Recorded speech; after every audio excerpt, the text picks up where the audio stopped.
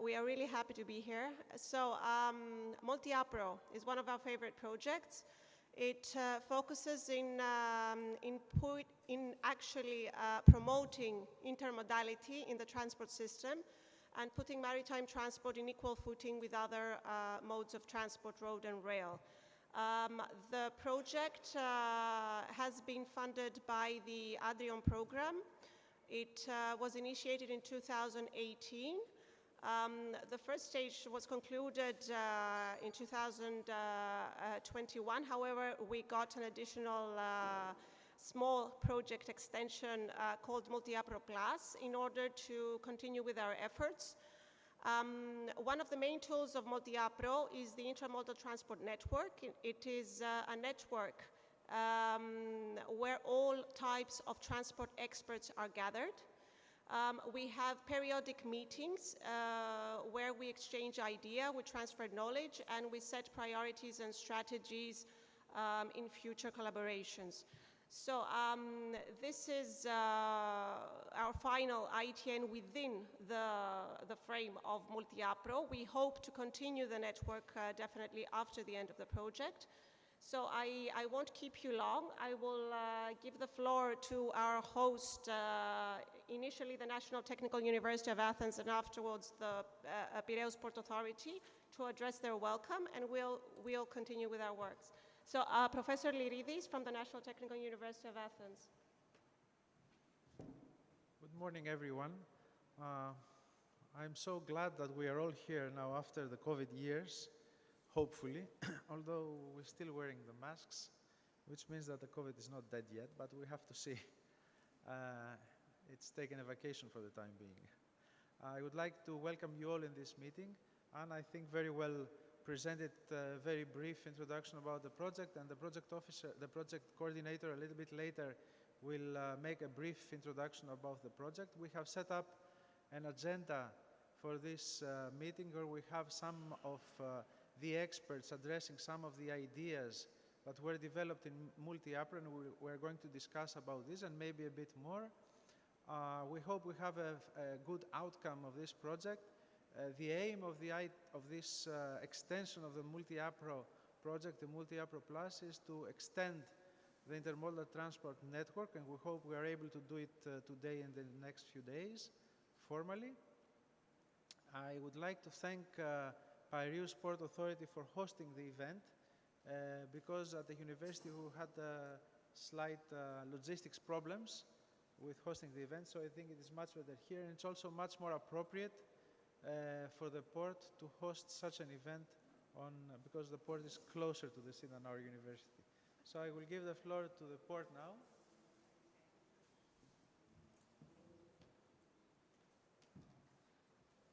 Okay, Mrs. Yuli Komata is the Manager of Strategic Planning in Piraeus Port Authority. Hello, good morning, and welcome from my side as well.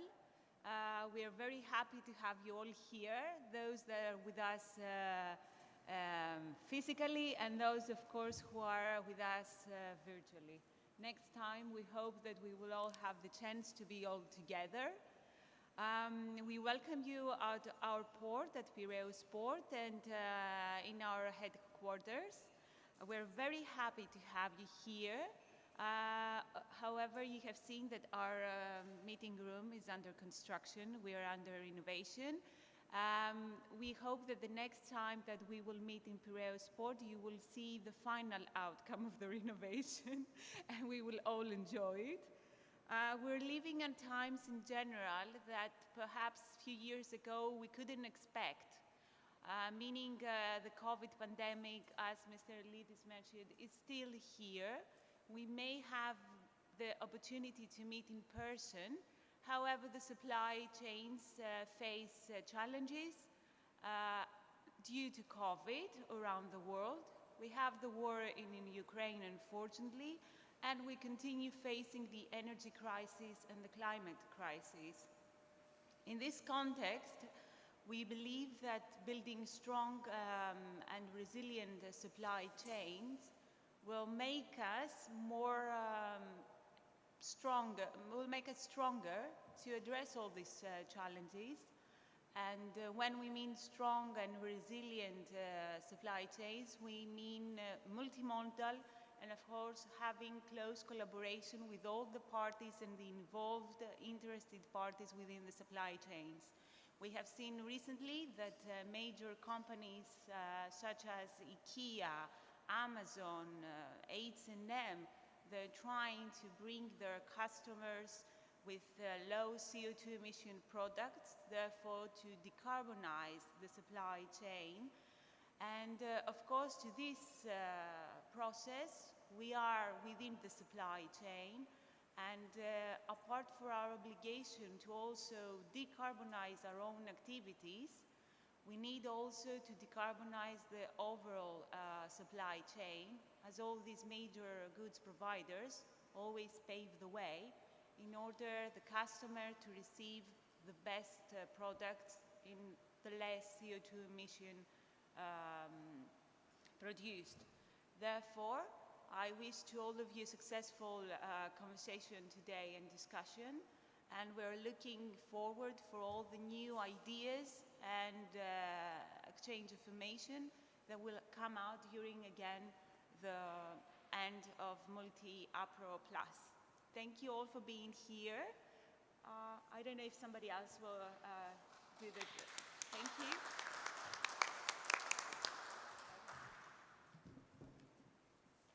Thank you so much, Yuli. Okay, so thank you to both of you for your welcomes.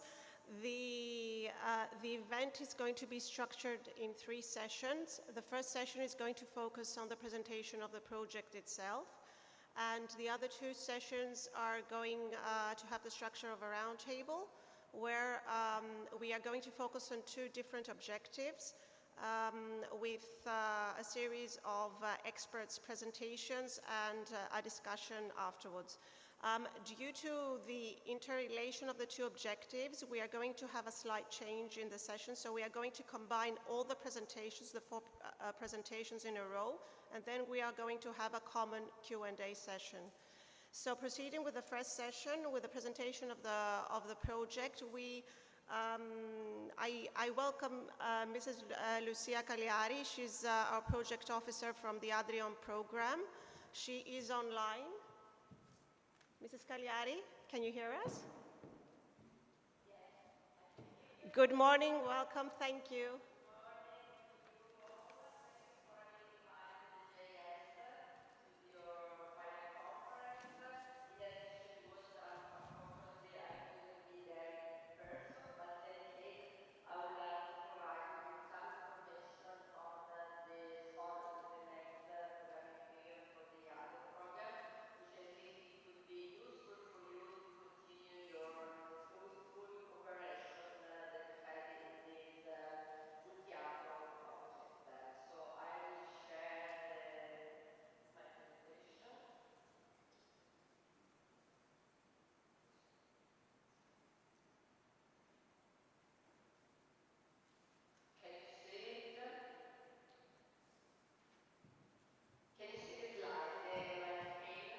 No, we can't see anything yet.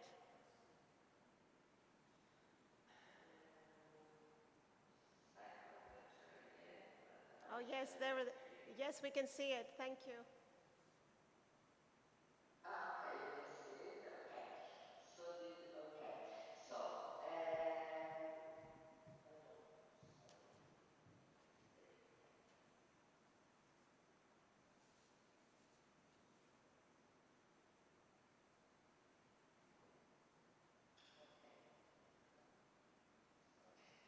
so just a brief overview on the structure perspective provided by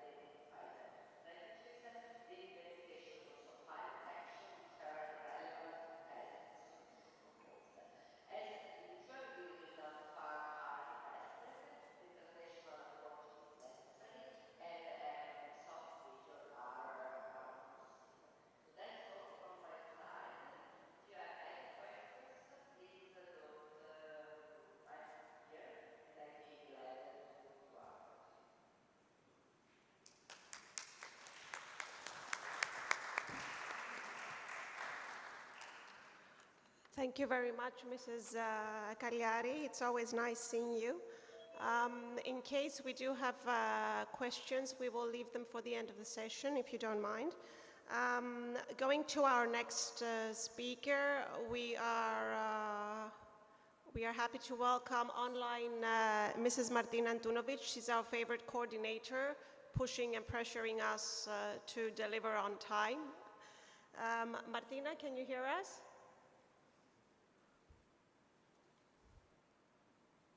She's going to present the overall objectives and targets of the multi-APRA project. Yes, I can hear you. Can you hear me? Yes, we can hear you. Hello, Martina. Nice seeing you.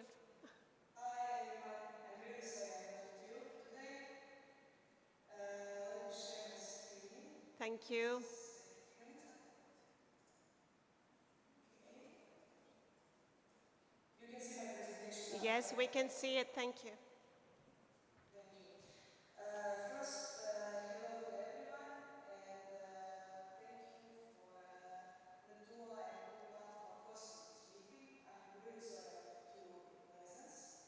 I will present you the multi-APRA project, Region Command, in a very, very short presentation, and then I will ask our host to play a video that was prepared for the final conference of our project. And I think it will show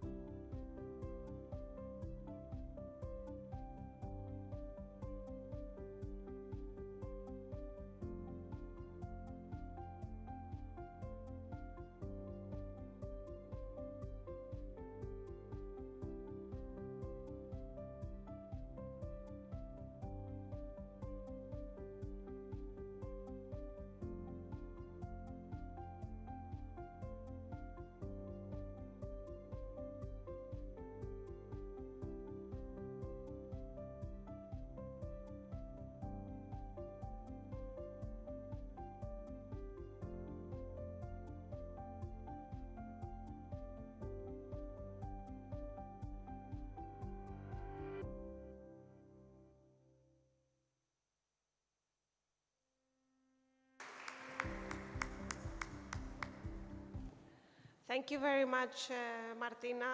It indeed has been quite a trip. I will continue to our next speaker. As I said in the beginning of the day, the ITN, the Intermodal Transport Network, is one of the main tools of the project. So Professor Liridis will be presenting the network, its targets, and its future prospects. Professor.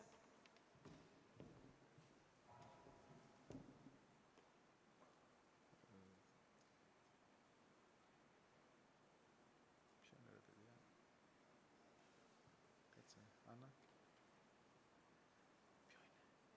Όχι. Όχι, ποιο είναι. Δεν ξέρω. Πάνω. Πες του πάνω να έρθει, ρε.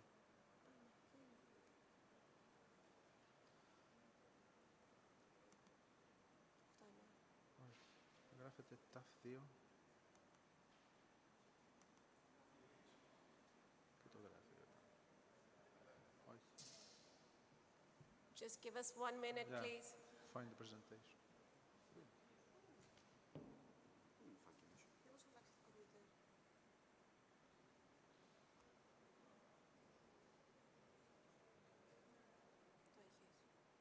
Το έχω μαζί μου, εξωτερικός δίσκος.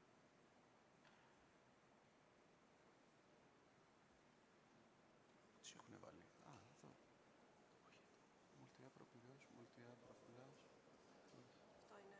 Όχι, όχι. Πάρτε. Apologies for this.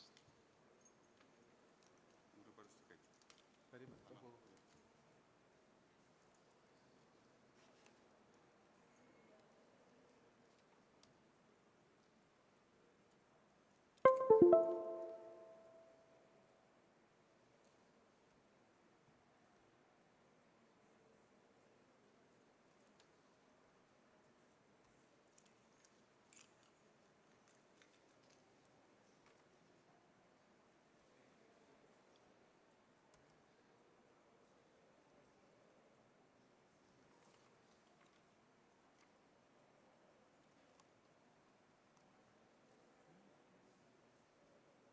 Πήγε.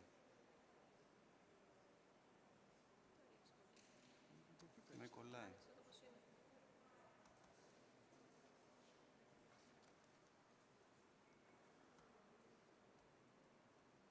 Φαίνεται. Okay. Thanks. Okay, apologies for this delay. Good morning again. I will not be very long because we have a few more speakers scheduled in the agenda, so I would like to keep this very short. I will just highlight the major pillars of what the ITN network would like to do, and then I will give the floor to the speakers who will speak for more detailed aspects. So the four pillars of the multi-APRO project has been intermodality, sustainability, investments in ports mainly with emphasis on the intermodal aspect, and the maritime freight transport. And addressing these four pillars, we have the items of the transportation system, which are the modes, the different modes of transport, cars, rails, ports, airplanes maybe. We have the infrastructure that is required per mode of transport or per node of transport in ports, for example, the infrastructure for loading and unloading. We have the whole network, how it is organized and how the different modes interact. And then we have also the flows of goods. So these four elements interact with each other to form an intermodal integrated transportation network. And this has been the major, the theme of the multi-APRO project. The main actors in this area are the shippers, the consignees, the forwarders, the stakeholders that is, the logistics service providers, the road haulers, the intermodal operators, and then we also have the main transport operators like the railway operators, the barge, the ferries, the shipping companies, the technical operators. And all this system goes through a flow that has also some feedback, and from the forwarder, the goods reach the final customer.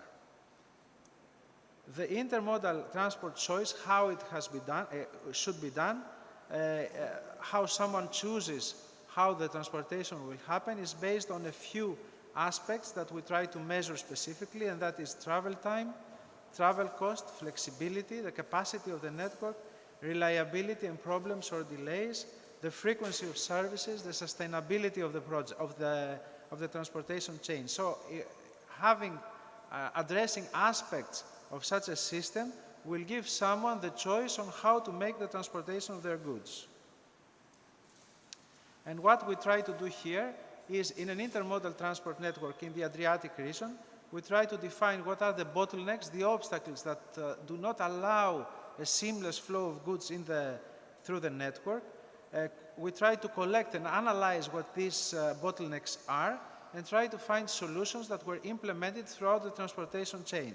And this has been done by addressing and asking these questions to a network of stakeholders that we call Intermodal Transport Network, the ITN, which is the focus of the Multi-APRO Plus project and which has been initially established in the Multi-APRO project, but we now want to extend it to include as many stakeholders in this transportation value chain, supply chain, as possible.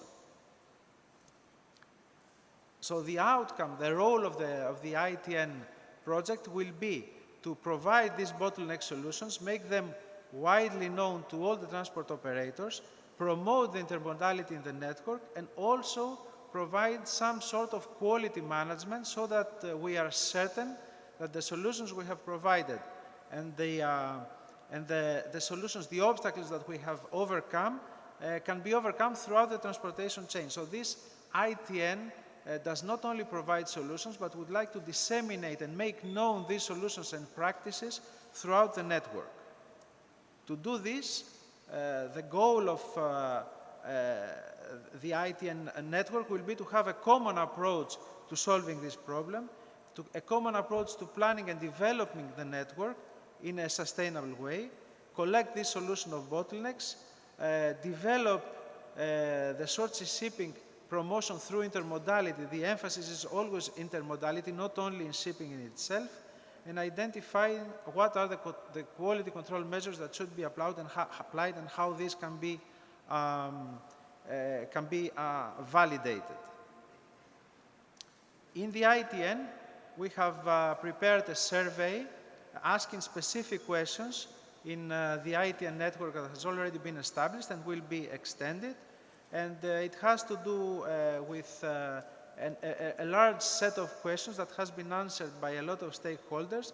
And we have key findings, key outputs that are related to training of the staff. That means that we want to overcome some of the obstacles through various measures. Measures that are related to training of the staff, for example, organizing workshops, cooperating with research bodies, seminars. Aspects related to that we found out that is that is owed to poor cooperation among businesses, and there are specific measures to address this second outcome. Aspects related to traffic congestion in the network. For example, we might need smarter traffic management, parking spaces, coordination, organization of warehouses and how the goods are stored and handled. And we might need several solutions there, like advanced warehouse management, etc. Issues related to the environment, which is very important with respect to the sustainability. And we might need alternative fuel facilities, more integrated within the port areas, integrated quality systems, upgraded energy management issues. And finally, there are also missing links in the network. Maybe some studies in the ports related to what is missing currently.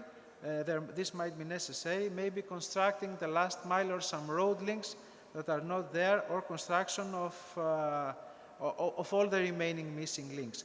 So these were the outputs of this survey, and these were asked into all the participants of the ITN network, which are the multi-APRO partners, key experts that we invited, external experts, and some of these are here with us today or remotely, port authorities like the Piraeus Port Authority, infrastructure providers, local public authorities, national public authorities, and of course the companies and the SMEs that participate and provide services or request services from the transportation network.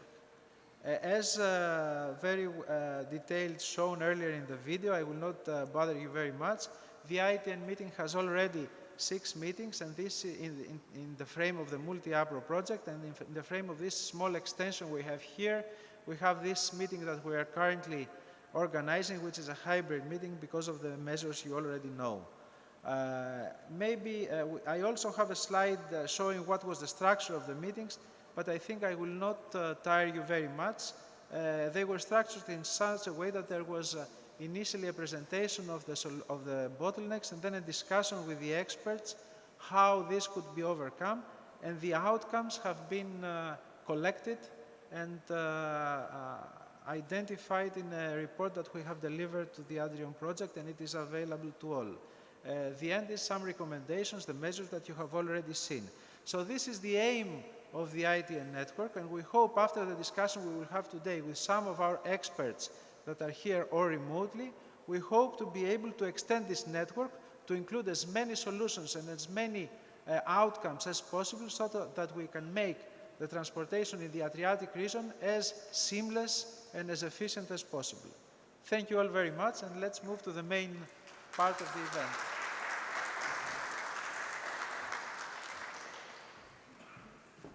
Thank you very much, Professor. We have 2 more small presentations by the partners of the consortium. So we will proceed with Mr. Paolo Menegazzo. He's from the Port of Venice. He's online. Paolo? Yes, good morning. Good morning, Paolo. Nice hearing you. We can't see you, however. Yes, yes, Paolo, thank you. Welcome. The floor is yours. We can see your presentation. Okay, so thank you very much. I'm really honored to have the presentation for this project. I'm sorry not being there with you throughout from Athens and having the chance to meet you in presence. But anyway, thank you for the possibility to make my contribution online. Excuse me, Paolo, would it be possible to put it on the video mode, on the full screen mode? Yes, thank you.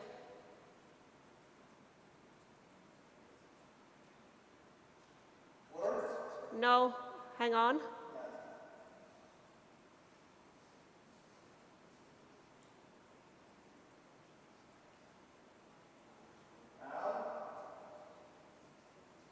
Just give us a minute. Can you try again, please? I think it's really matter.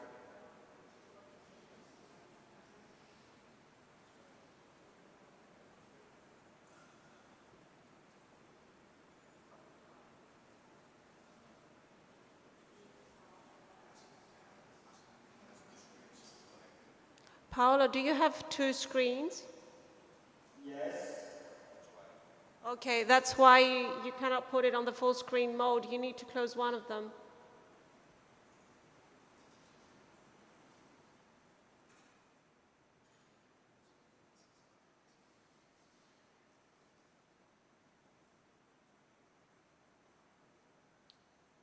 Anyway, maybe we can do like this. Okay, thank you. It's not really perfect. We will handle it.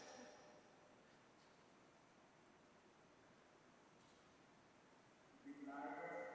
Yes, we can see it. Please go on. Thank you. Okay. So, with my presentation, I'm a brief overview of the situation that we have in Port of Venice, that also the multi-APRO project helped us to find out through the bottleneck analysis. And with this analysis, we understand that it is really important to integrate all the transport chain. So it's important to integrate all the vendors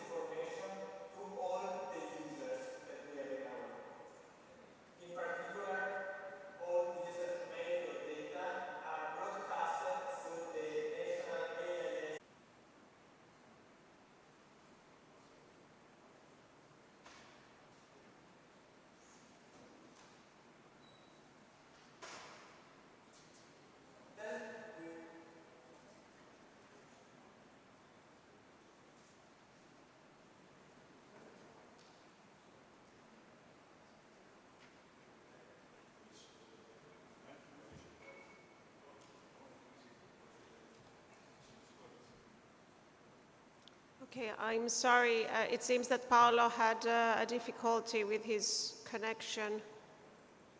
Can we reconnect, Dimitri?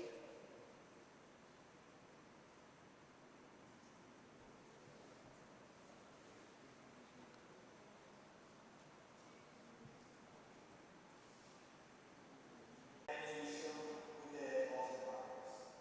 So this decision support system is really useful. Now we are in the testing phase, both for real time and also for strategic decision for the course, for example, about the use of firewalls. But we really believe that this tool could be useful for our point and that can be a good practice also for other points. Because collecting all the information in just one point, one infrastructure, we are able to control all the constraints that we have, and from the constraints also to provide the best solution for the entrance and exit from our network. So, thank you for your attention. I'm sorry if we had some technical issues about from my voice and the slides, but I'm at your disposal for any question you should have. Thank you. Thank you very much, Paolo. Apologies for the technicalities. Okay, so leaving ports and going to rail. I welcome Paolo Lunardi. Paolo, can you hear us? He's from Zilog. So he's going to present their progress participation in multi-APRO concerning rail transport as part of the intermodal corridor. Paolo, can you hear us?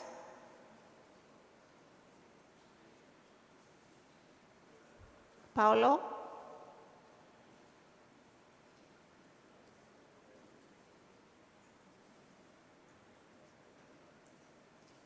Okay, Paolo, can you hear us? We can see you. Hello? Okay, Hello, nice having you here. The floor is yours. thank you. I was not able to put my microphone. I think this remote control that was activated by you. Good morning to everyone. My name is Paolo Nardi. Working for Zilog. Zilog is the research and development department of the European Pyramids. Now it's going to show my presentation. Okay. You should be able to see my presentation. We can't see it yet. Okay. Okay, yes, we can see it. Thank you. Okay. As I said, Zilog is department of the European Pyramids. The company was created by the idea of our holding that is Infrastructura, that is the managing regulatory authority that every day deals with the logistics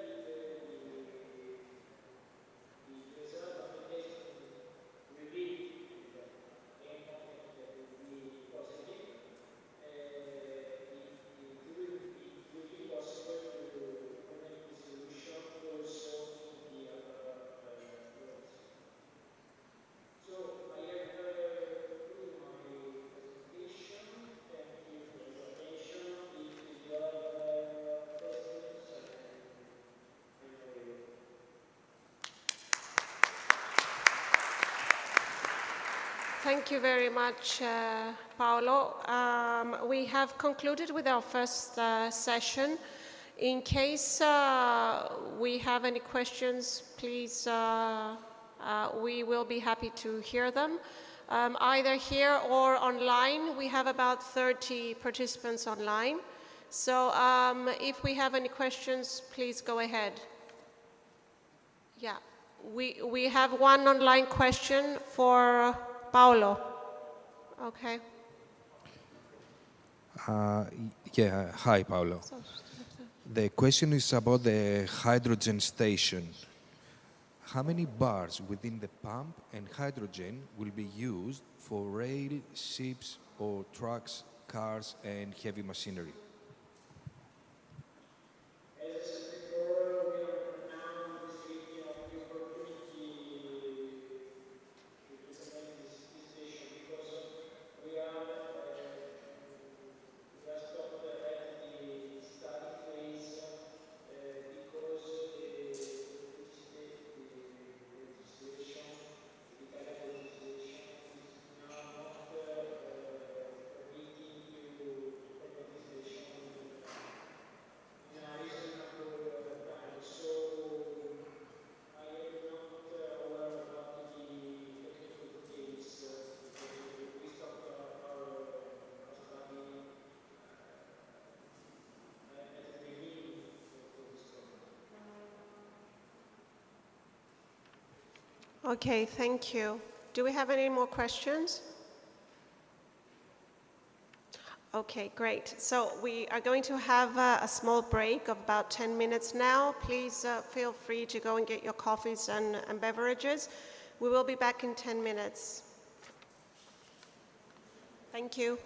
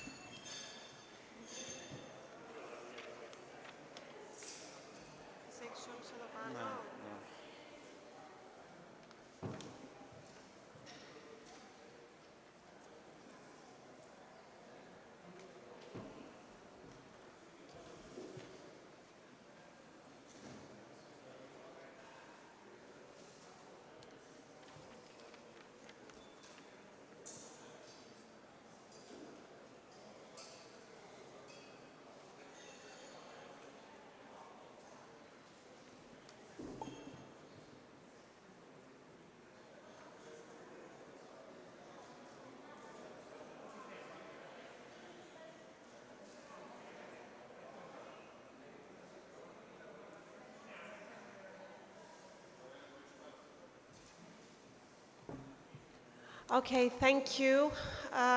We're beginning with our second session. Our second session is the first roundtable. We will focus on new technologies and alternative fuels, multimodal transport, and the Fit for 55.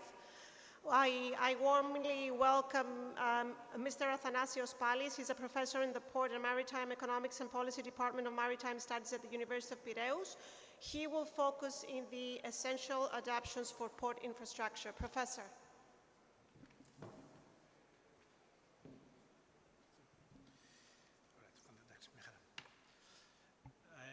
Kalimera, good morning, everyone. I think we are fine, yeah.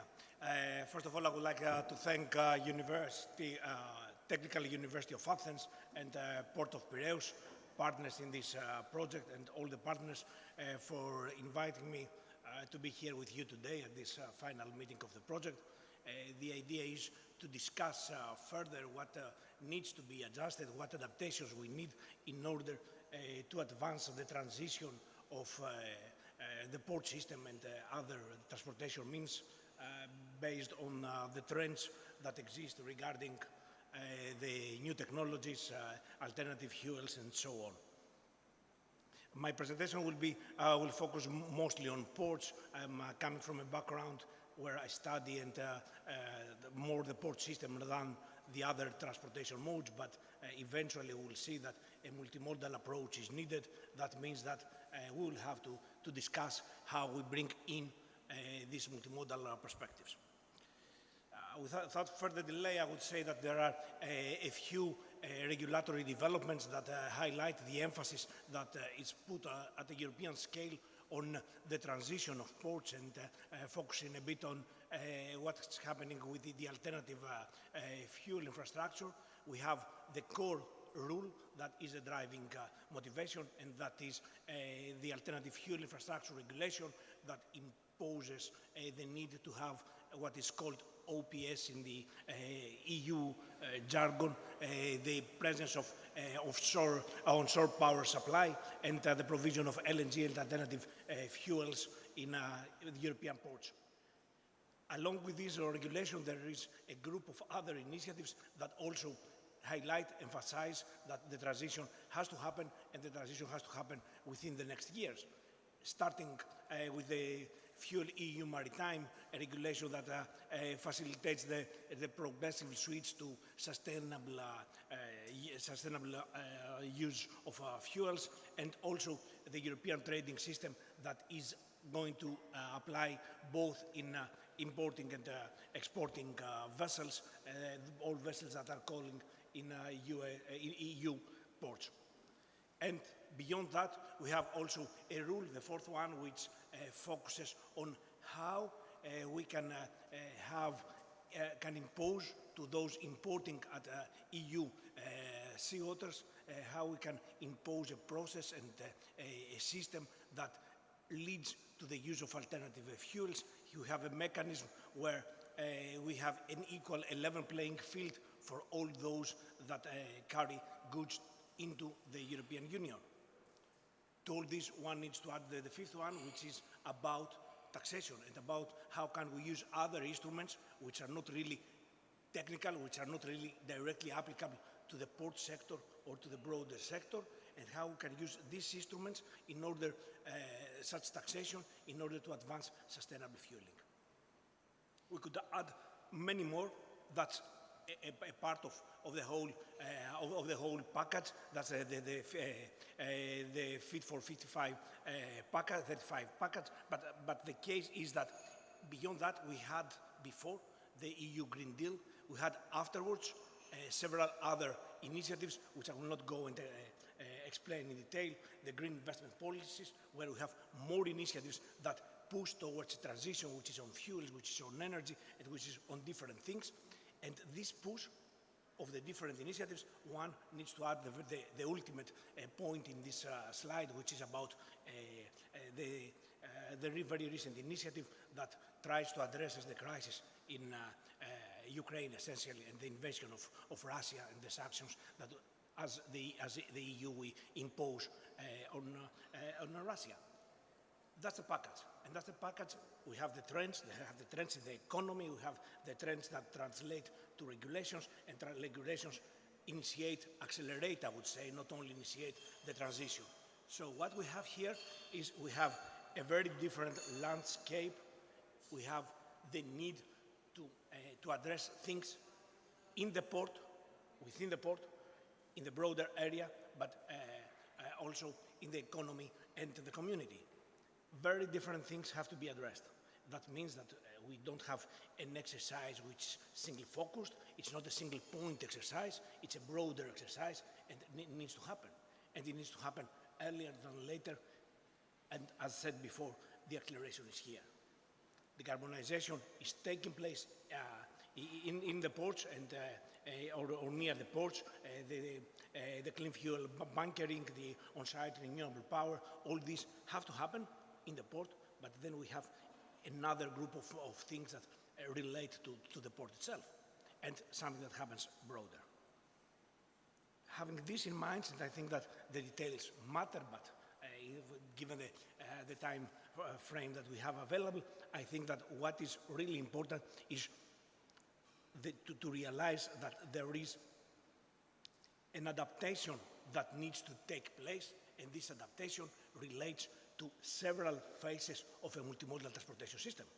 It's not about an adaptation that happens in the port only. It's not an adaptation that happens at the quay. It's not an adaptation that happens within the port zone, but it's a broader one. So we have in the quay, we have in the terminals, we have the storage that becomes very, very important in many different respects. So adaptation of port infrastructure needs to expand, reach the storage phase of several aspects, but then we also need to think broader networks, and then, of course, hinterland transportation. Things expand, things spill, there is a spillover effect, there is a spilling of the need for transition that goes beyond the port itself, both land side and also the first one, the very left one column, maritime transportation. We have this transition, and this transition is imposed by things that need to happen in the port. It's imposed by things that happen within the port area, but also because of the case of the trends that happen in the broader economy. They need to head towards a circular economy. They need to have a zero or low carbon fuel supply chains, means that we have a broader chain that needs to adapt. This has implications, and that's something that I would like to address in this presentation, some of the implications and how ports and port authorities in particular can facilitate the change. A different land use is expected in ports. We need long-term planning because infrastructures that we talk about are not just the simple infrastructures, let's say the quays and the pavements that can be used tomorrow or the day after for another reason. We talk about infrastructures, we need long-term integrated spatial planning because of all these different potentials. We need also to create corridors, and we need to create corridors and hinterland connections that facilitate, whether these are cables, whether these are pipelines, whether these are other infrastructures. We need these to focus and create a network which supports the whole transition. And the third thing, which is, to my humble view, a bit urgent, is to focus also on storage. We didn't used to store things. I mean, the common saying is that port services are not, cannot be stored, cannot be, it's something that happens ongoing. We load and unload cargoes, but now as ports we need to go further, and we need to start thinking of how we store, what we can do in order to advance this transition. As any transition, we have enablers, but also we have challengers. There are things that need to happen in order to address the essentials and in order to reach this transition. We need funding, we need the spatial planning that I also already referred. We need the energy infrastructure to be there and to be upgraded and be possible to facilitate the whole transition. We need cooperation of actors, which is quite important, and then we need a governance system that supports the whole exercise. Things need to happen in order for this transition to be achieved. Briefly, I would focus on a couple of them because obviously as any speaker, I'm more familiar with some rather than others. The technical part is not my strong theme, I would say, but one thing that is really important is the funding of infrastructures. We need the funding of infrastructures, and we need this funding to take place from different sources. We need ports to move rapidly into the scene. We need the support of the European Union to be orchestrated and be implemented. And I think that here, in the context of this project, we are part of this process of involving the European Union, but also we need third parties. And that means stakeholders, that means port cities, and also needs something which is under the radar of the European Union already, the idea of foreign direct investments and how dependent we are on as a continent, as a region, as a country, as a port, on these investments. So all this needs to happen. And for this to happen, one enabler feeds the other. We need the governance of the system to support the whole exercise. It's the idea that we need strong port authorities that invest in the transition. We need strong terminal operators as well that invest in the transition, but also we need governing bodies, port authorities, managing entities of the ports that support the whole exercise. I don't know whether we are good with time or not. Okay, because I have 5 minutes, I can do it. Okay, so that means that if this is the case, we need something which is quite important, and that's what is missing. And I think that an Adriatic approach, or an East Mediterranean approach, or a West Mediterranean, or a broader European approach facilitates that. We need coordination and cooperation. We need cooperation of ports, and I think that this is quite important. That has been highlighted by a couple of the presentations before. I cannot recall the surnames, but one of the Paulos plus the others, and also Professor Liridis referred to that, the idea of cooperation. We need this cooperation to happen between ports, but between the actors that are involved along the supply chain. So that's why we need this multimodal approach, and we need this emphasis. We need cooperation because the infrastructure, because the storage, because the transition needs to happen horizontally along the supply chain. That means that we need this multimodal approach to happen next to the collaboration of ports to identify what is relevant for them, how they can develop operational power supply systems, and so on. We need this, and this needs to happen at a different scale. I think I will pass one slide because I want to go to the challenges, and for the sake of time, we have at the same time some major challenges. We need the funding, but the investments here are high. We don't talk about common investments. We don't even talk about investments that tomorrow morning will pay the dividend, will provide return on investments, and make the ports richer. So we talk about long-term investments, and we need to secure the funding. That's not, it's easy to say, it's difficult to implement, to put it in a short phrase. Which the same thing, the same challenge for the whole transition is space. And we need to find a way how we implement all these different dimensions given the space. We are in a port, and I guess that all ports participating in this network in the Adriatic, to the best of my knowledge, space is limited, and that's a major challenge. What is also limited, essentially, is the skills of people, the skills of our personnel, but the broader actors and stakeholders involved in the supply chains. What we need to educate, we need to bring them together. We need projects like this one to bring people together and have the appropriate skills in order to develop what is needed and move to the next phase altogether. And the final thing, of course, demands operations, but as I said already, it's my difficult part that I cannot really explain. Obviously, operational dimension is needed, readjusting, adjusting, or proceeding to a new type of operations. To all this, my last point is on port authorities. We are in the port of Piraeus. We are in a situation where we have ports looking into how they can apply, how they can develop the different needed strategies. And there I would say that it's here where the port authorities have to play a key role. We call them port managing entities, because that's how Europe is approaching that, because we have privates, we have publics, we have different types of formats and governance issues. That's not the theme of today, although it's an interesting theme. The core thing is that ports have to do something within the port where they need to accelerate decarbonization and all related initiatives to create the essential infrastructure. And they can do something beyond the port.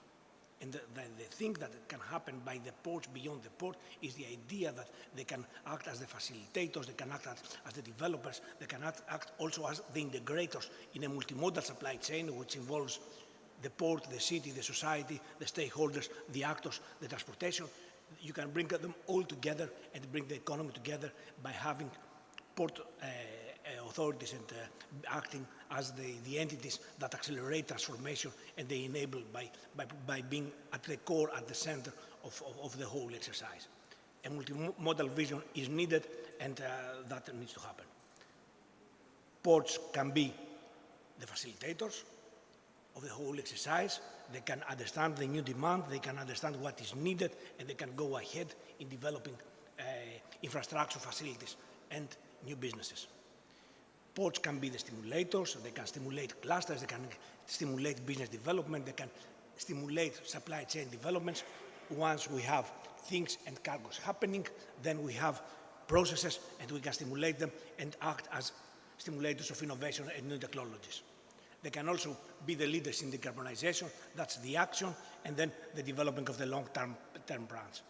Port authorities, if you think of the supply chains, port authorities, and to be fair with the rail, because we were listening all together, the rail dimension of the multimodal approach before by Paolo. They are the ones who are here for the long run, the long term. They are here today, they will be here tomorrow. They are the ones capable to develop the longer term strategies. Actors that come and go in the supply chain, businessmen who are here for a while might not be here tomorrow. So based on all this, I think that there is a critical role for the port managing entities. We need to see that, we need to enhance it, and we need to enhance it via collaboration. I can repeat that projects like this one are the essential enablers of the enablers to come forward. Concluding, it's not going to be easy. And I think that the more dimensions that we add in a presentation, the more dimensions we add in a discussion, what's the denominator, what is there, is that the whole process is not going to be easy. It's going to be difficult, it's going to be complex, it's going to be uncertain, it's going to be rough. But the whole idea is that we can identify actors that lead the process, and for me, because I study ports, because I live with ports together, the ports are capable, given their position in the supply chains, to lead the way and be the ones that facilitate the transition. A demanding transition, we need decisions which are difficult, the investments we talk about, the allocation of scale, skills and operations, but also we have a situation where we have opportunities created, and opportunities always will be met somehow, cost savings, new revenue sources, future profiting for the port, but also sustainability, which is for each and every of us at a personal and collective base as a society is so important. It's at the stake, so it's an exercise worth to be done.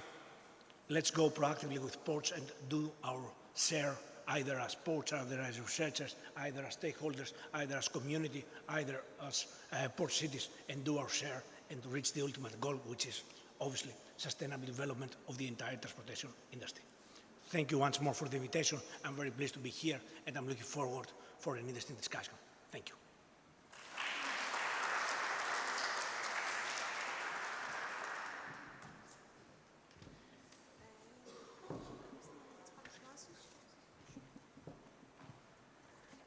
Thank you very much, Professor Pallis, for a very impressive presentation. I would like to give the floor to our next esteemed speaker, Assistant Professor Charalambos Platias from the Pantheon University of Social and Political Sciences, Department of International European Area Studies. He's going to focus on the strategic concepts for ports towards sustainability. Professor.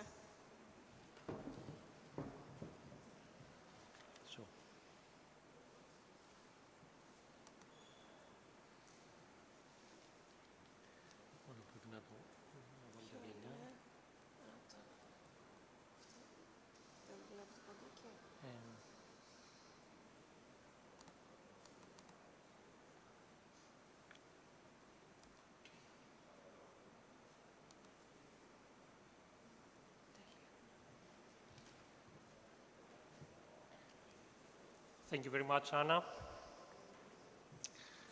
Good morning, ladies and gentlemen. It's a pleasure for me to be here, and I would like to thank the organizers for their kind invitation and the opportunity for me to share with you all some thoughts about strategic concepts for ports towards sustainability. Allow me to congratulate the partners on the project, Multi-APRO Plus project. Projects like Multi-APRO and Multi-APRO Plus are very, very important because they promote significant changes in port and transport industry in general. Let me proceed with my presentation. I'm going to give a short presentation, and after that I'll be at your disposal for any further discussion and questions. Transport system and ports in the EU. Specific elements of the system, such as the Trans-European Transport Network and the motorways of the sea, the development of intermodal transport corridors and logistics chains, and the promotion of sea transport are becoming fundamental choices which determine the future development of the European transport system. Within this framework, particular importance is attributed to ports.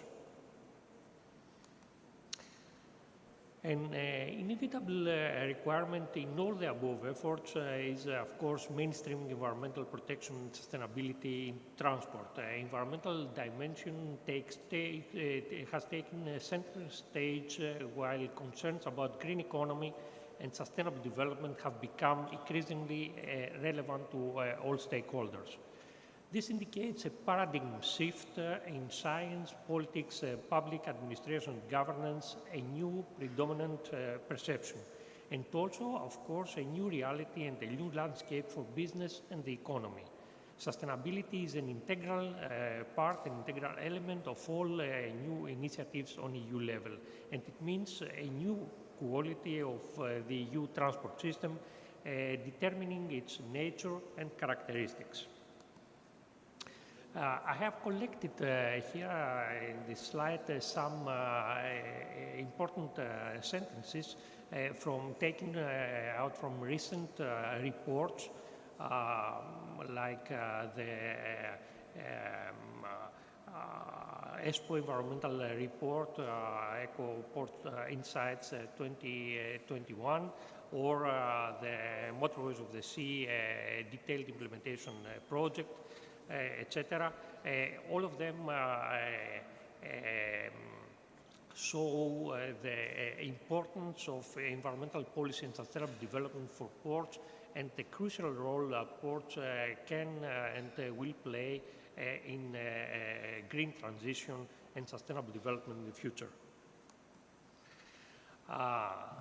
Coming now to the challenges and requirements for the port industry, I would like to say that environmental pressures and concerns regarding port operations and developments are high. There are some very important challenges for public policy and industry. Adequate choices and solutions are urgently needed.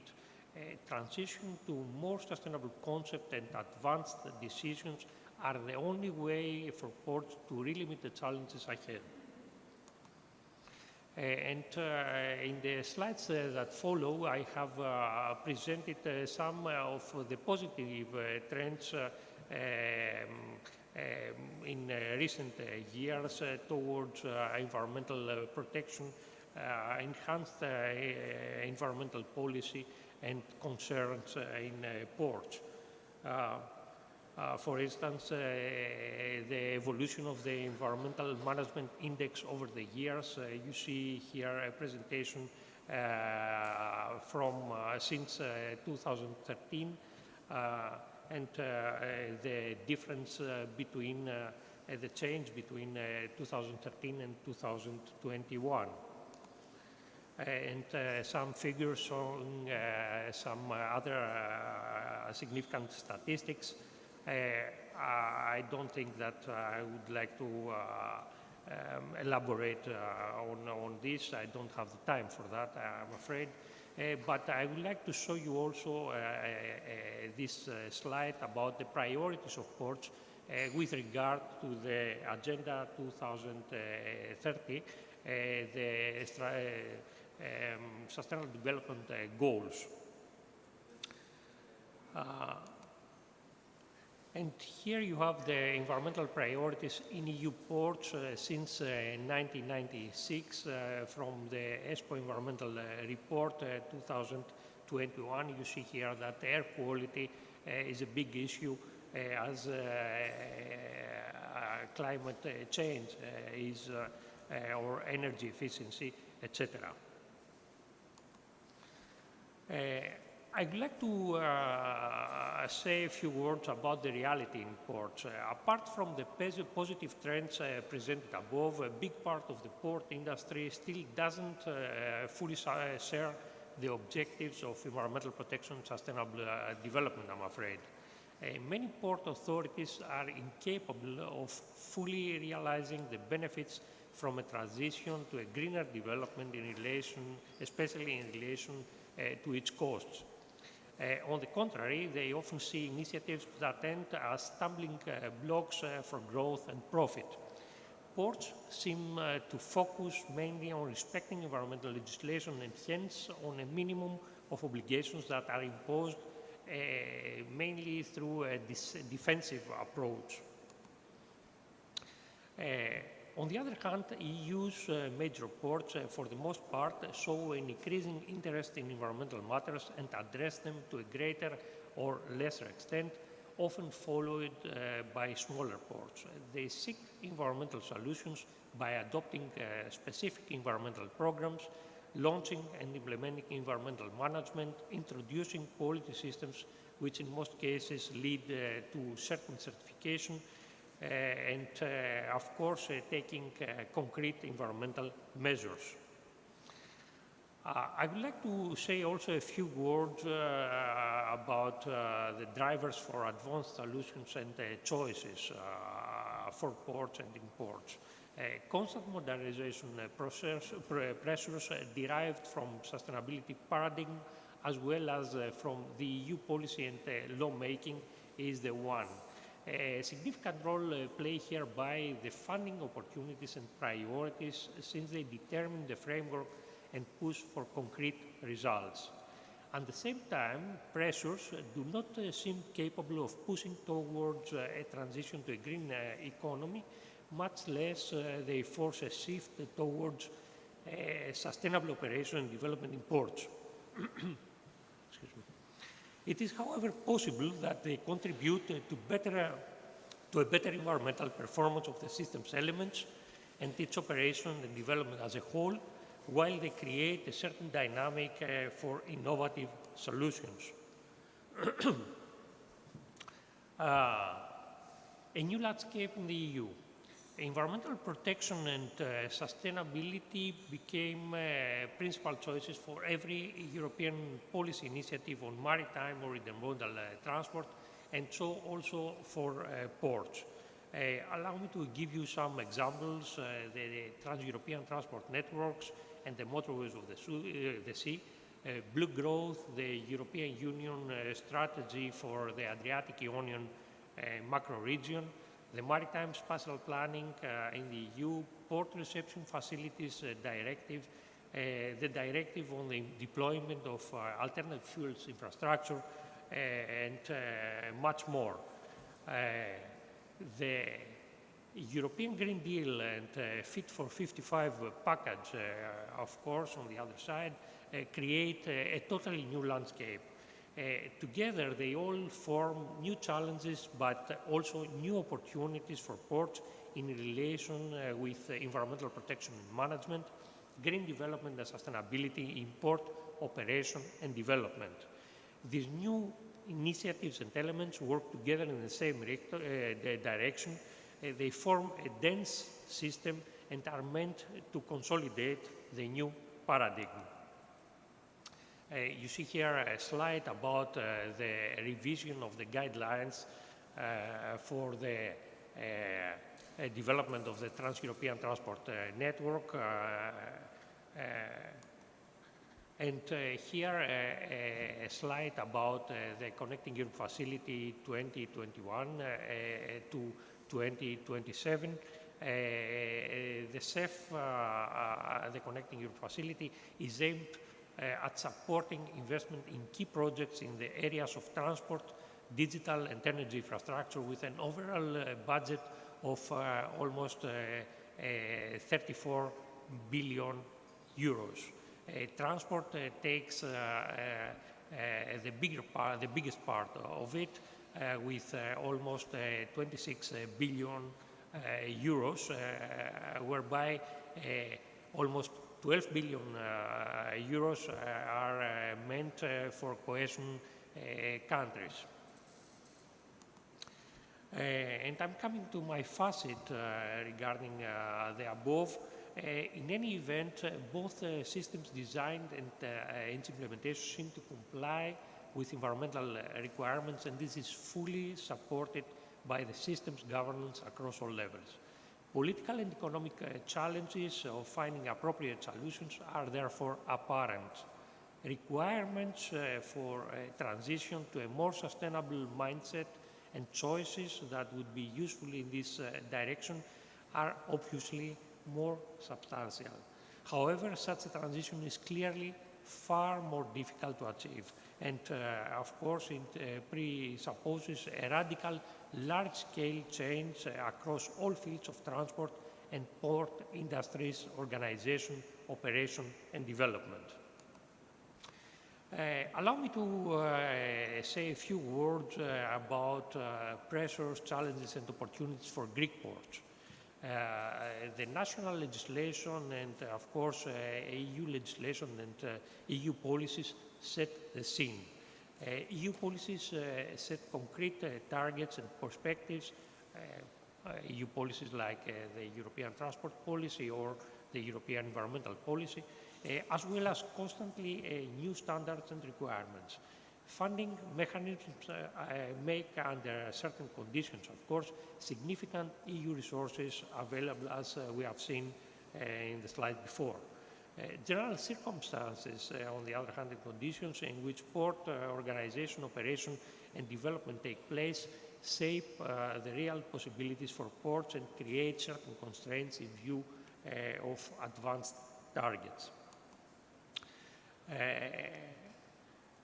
I'm sure that Greek ports can take advantage of the new paradigm. They adapt well to the European policy and legislation, although they face difficulties in being proactive or meeting the challenge of the new initiatives on EU level.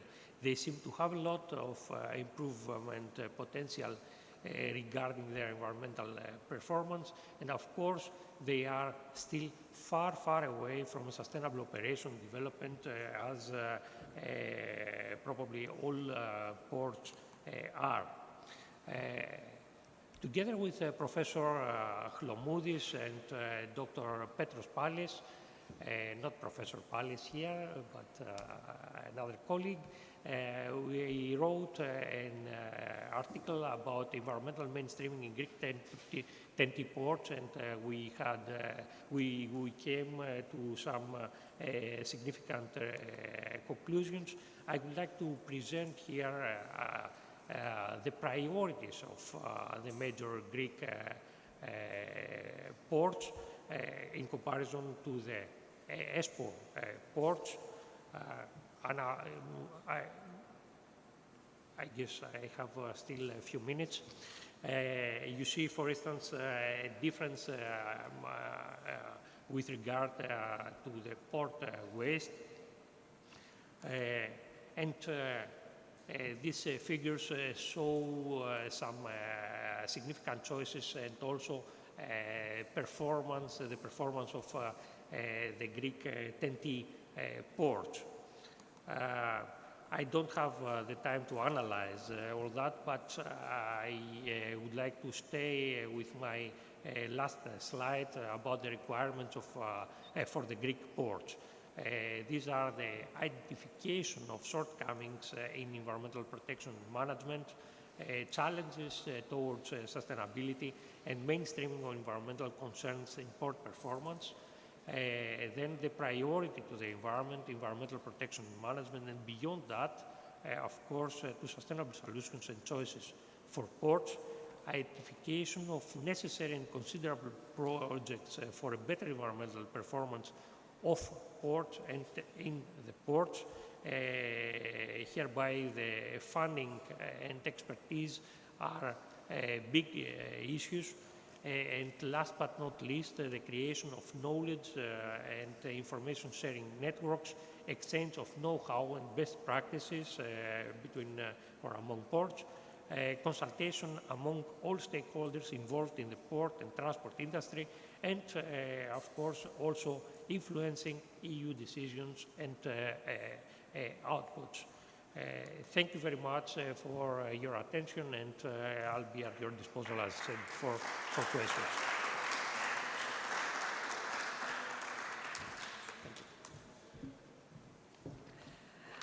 Thank you very much, Professor Platias, for your enlightening presentation.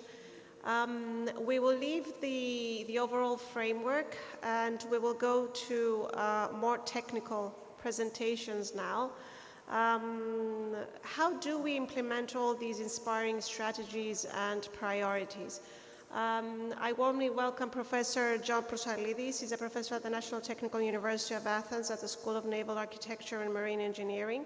He will focus in the analysis of the impact of contingencies in the operations of OPS in cruise ships. Professor.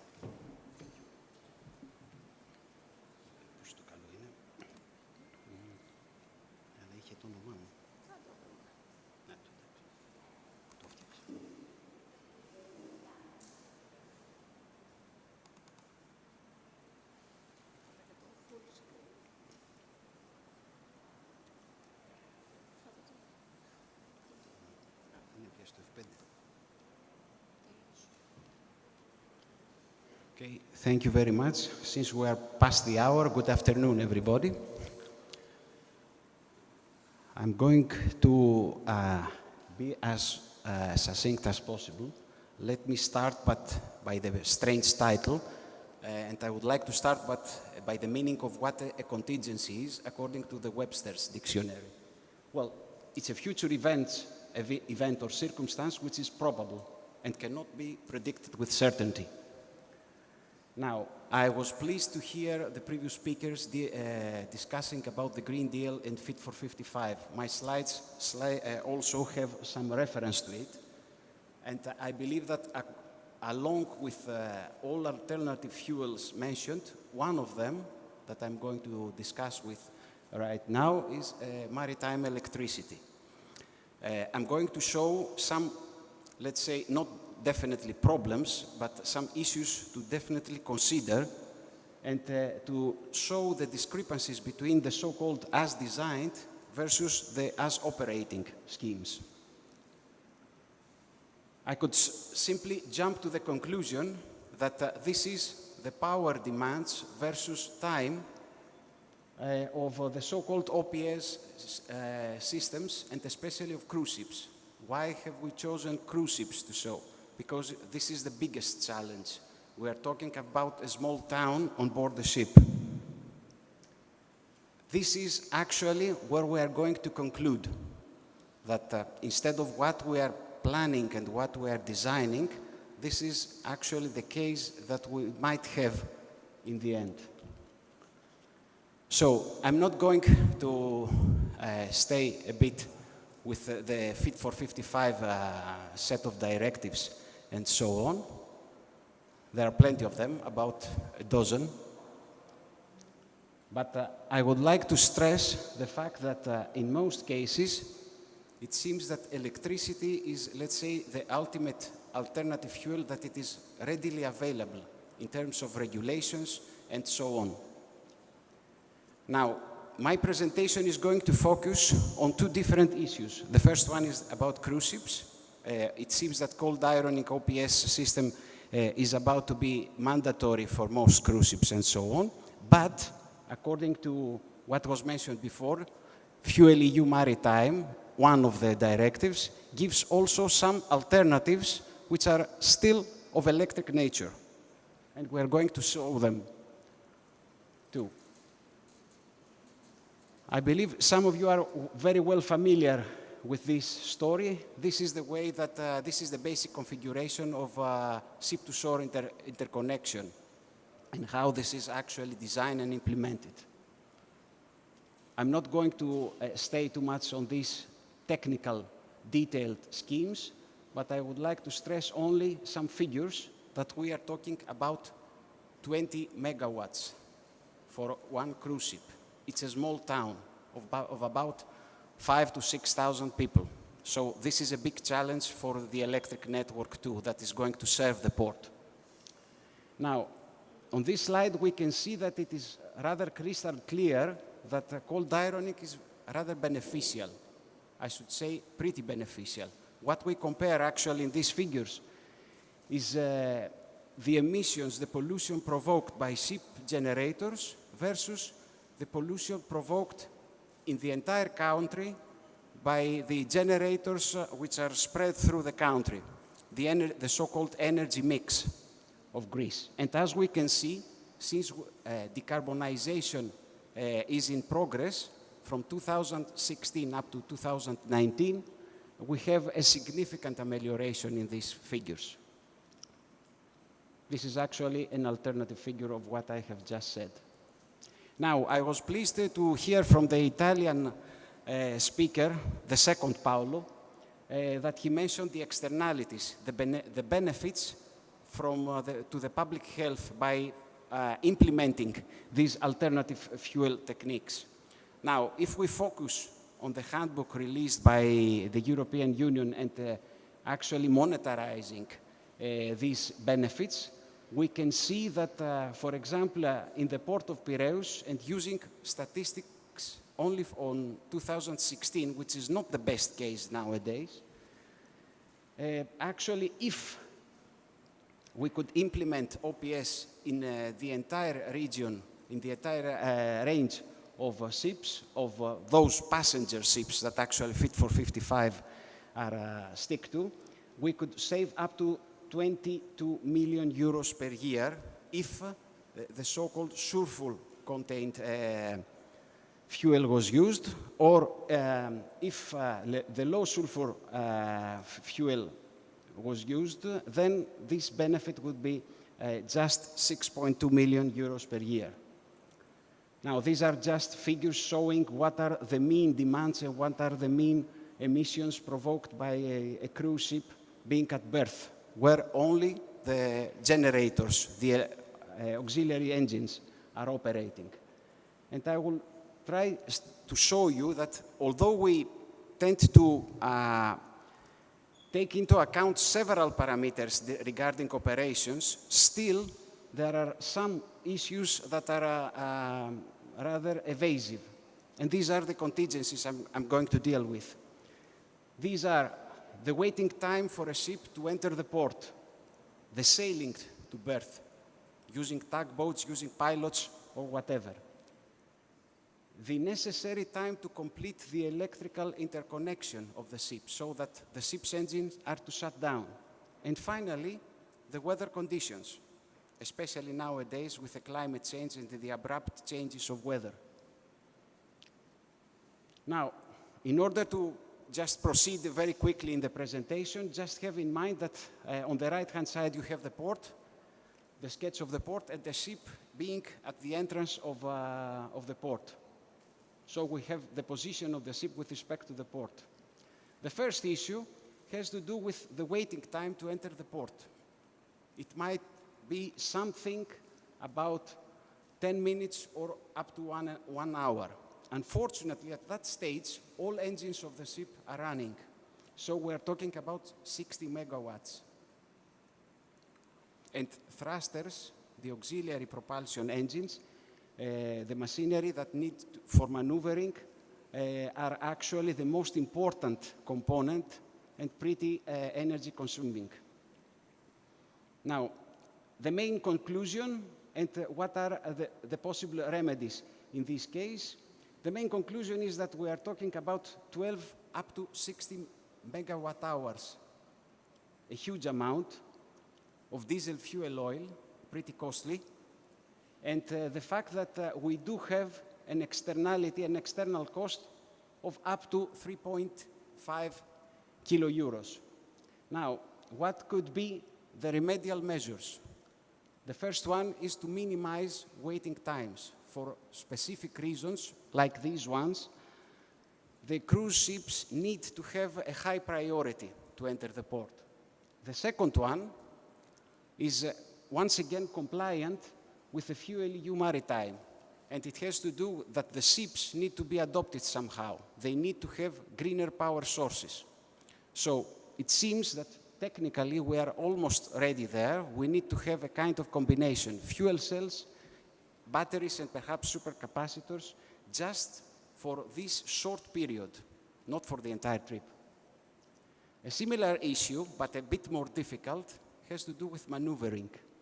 In this case, once again, we do have full power, and I should say it is the most critical because we don't want to have accident within the port.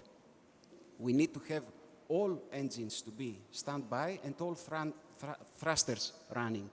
Once again, we have about 60 megawatt hours, up to 60 megawatt hours demand. The next issue is about sailing to berth. About sailing to berth. In this case, we have the same solutions. We need to have minimized the sailing to berth times, and we need to also have alternatives in our hand, like, for example, exploitation of fuel cells along with something else. Why do I stress the idea of something else as an auxiliary? Because fuel cells cannot actually have abrupt changes in power serving. They need at least 1 minute, and this is very critical to avoid collisions and whatever. Now, the third issue is the time to complete electrical interconnection. Plugging and unplugging is not an easy job in terms of cold ironing. It takes more than half an hour. So it is critical to have well-trained personnel on the one hand, to have good weather conditions. We cannot actually adjust good weather conditions and so on, but we need to be very fast and very keen on that. Well, at this point, we have, let's say, minimum power demands from the ship side, about 10 megawatts. Regarding some, if we focus, once again, we do have some externalities that we have to pay in the public health. But once again, regarding some remedial measures, the first one I've already mentioned, we need trained, very well-trained personnel. We need to have weather forecast. I'm going to show you how important it is later on. And once again, if the ship has some green power sources installed, it would be much better. Still, in all these cases, please consider that we do have all this pollution to be added upon on an accumulated manner. This is the last case, actually, but it is more critical. We are talking that a cruise ship is to stay at berth for at least 8 hours, 6 to 10 hours. So in case that we have bad weather, this means that the ship cannot stay stable. Once again, their thrusters, their maneuvering machinery need to be operating. And this increases, almost doubles, the operating the power demand. We could have, even in this case, some remedial measures, but it's not only on the ship side. We need to have them also on the port side, and I should go back on the grid side as well. I have here, let's say, enlisted some of them, like, for example, the energy management system that will be installed on the port must must take into account the weather forecast. I'm going to show just on the next slide what is so important about this weather forecast. You can see, let's say on the upper top, that the power demands have in general a very strong relationship with the temperature and to some extent with humidity. So we need either heating or cooling. This is independent to some extent with weather, but it is dependent to weather conditions. On the other hand, if we do have a very windy ambient environment, then in that case, we can see that we need to use all these auxiliary propulsion devices and so on, which increase tremendously the power demands. So we can see that in this case, the wind is about the limit, the threshold is beyond 4 Beauforts and so on. Now, if we go back, we need to have this sophisticated energy management system.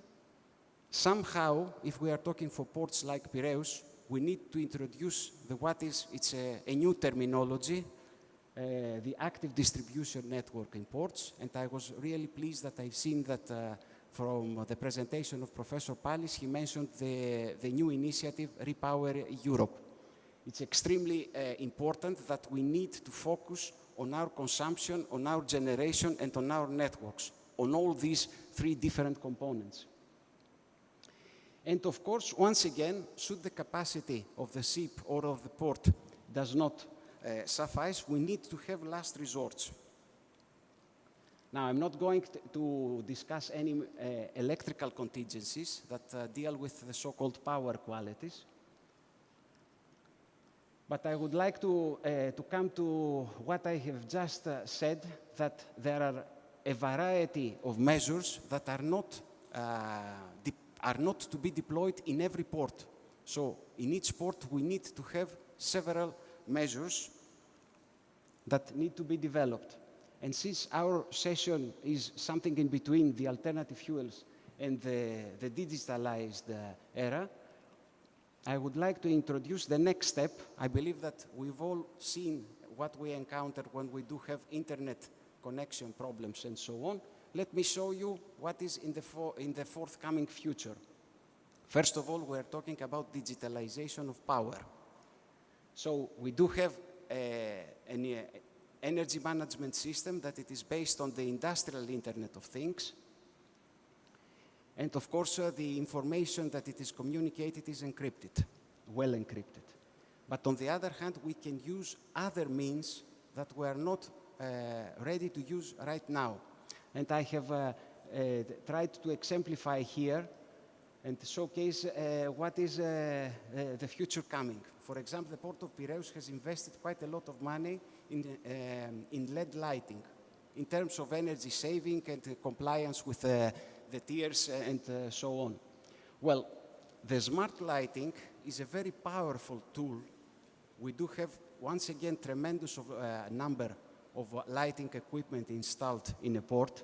And nowadays, it is not under development, but under testing and commissioning, the so-called Li-Fi techniques, which actually introduce internet speeds beyond 5Gs. It's something about 7Gs or so.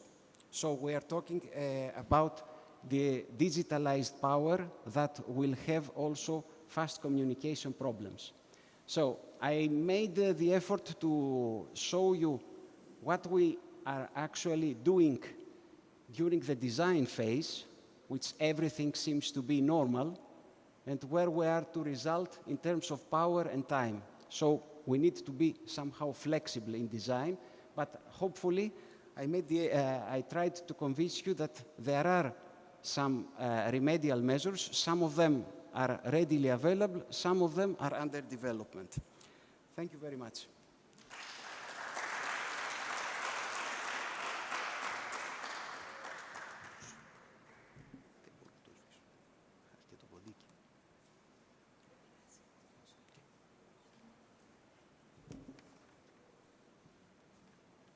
Thank you very much, Professor Prosalidis. I will go to our 2 last speakers.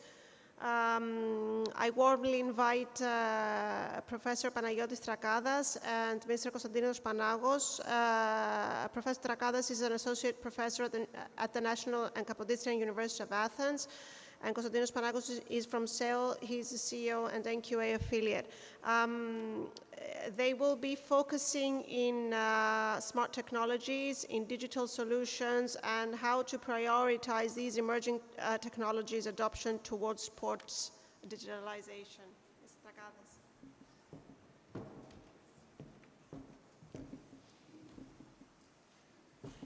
Hello.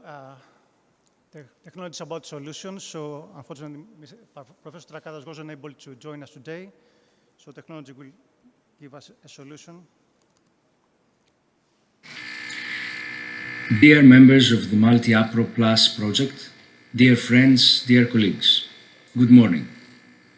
First of all, I would like to express my gratitude to Professor Dimitris Lyridis and to Mrs. Anna Maria Leka for their kindness to offer me this excellent opportunity to become a member of this really interesting event and share with you my view on how emerging technologies can become the driving force towards creating a greener and more efficient intermodal transport network. Unfortunately, an unexpected event prevented me from being there with you in this beautiful circle of friends and enjoy your fruitful discussion. However, along with my close friend Kostas, we prepared an interesting, I think, presentation on the prioritization of all these shiny technologies that promise to transform almost all aspects of port management as part of the intermodal transport network. I do not want to waste your time, so I would like to wish you the best in this event, and I'm looking forward to seeing you all face-to-face soon under similar exciting occasions. Bye-bye, and thank you so much all.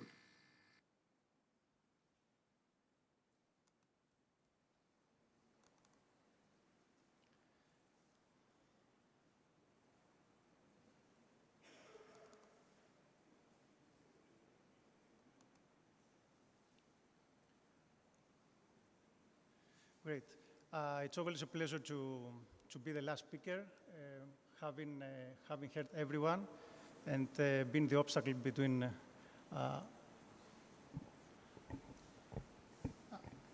being the obstacle between yourselves and lunch. Thank you very much, Professor Lyridis from NTUA, my graduation school, and Olp, my longtime neighbor, as I was born and bred here, for inviting us. My name is Kostas Panagos. I represent, of course, besides Professor Trakadas, I represent SAIL. A few words about us. We are in the first year of our operation. We addressed an issue that is somehow similar to the concepts and the issues that we discussed today, and that is digitalization on coastal boating. Coastal boating is an issue that refers to 36 million Europeans that do coastal boating each year, and 6 million boats, outnumber commercial boats by dozens. So imagine those boats, not all of them having a permanent berth in a port environment, in a marine. Most of them, especially in the Adriatic environment, in Italy and Greece, stored also in dry marinas, or boat parkings, as we said in Greece. And imagine all the flows that we have taken into account so that the boat owner that wants to go out for a trip in the weekend has to schedule with the boat parking owner, struggle for a place at the boat ramp in order to get in, and when having fun at the sea, get back and again struggle back in order to be able to get his boat out of the sea. We think we have a platform that addresses this issue along others. So today we'll talk about technology, and again, I hope this short presentation will give some seeds for the strategy discussion that you're having.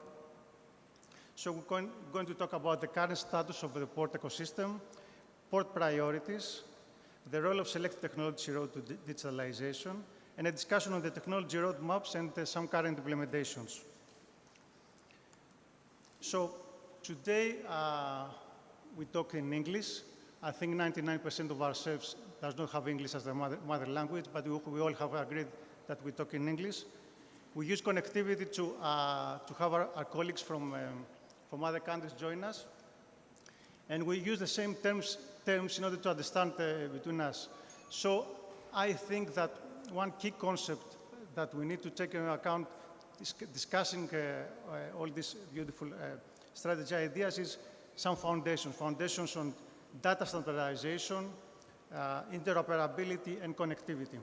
There are several initiatives like the DCSA and the ITPCO on that, and I think these need to be supported in order to create something that is truly a smart port ecosystem.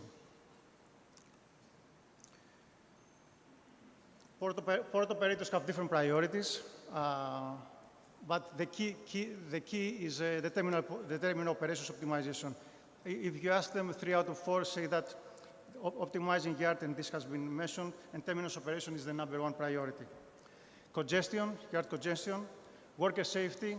The EMCA says that 4 out of 10 incidents happen while the boat is at port. Environmental and climate targets that we have discussed in detail, and of course, nonetheless, the port needs to remain an attractive workplace in order to attract and retain talent. So, we're talking about technology, and the question is: do we think that ports are becoming digitalized, or a yard of gadgets? So, everyone has pointed out the critical point of ports as a node to the overall ecosystem. So yes, there are dependencies and requirements both from the land side, but also on the sea side. And there are several technologies that come in and promise solution. And this comes from a Deloitte study on the available non-exhaustive list of technologies that are used interchangeably within the port operations towards land and towards sea. And of course, technologies can assist with real problems. And the real problems are the ones like the port and terminal infrastructure monitoring, where we hear about Internet of Things, augmented and virtual reality, 5G networks, or cargo handling efficiency, where we say that artificial intelligence, big data analytics, and of course, intermodal traffic optimization with several similar tools and technologies that can help us.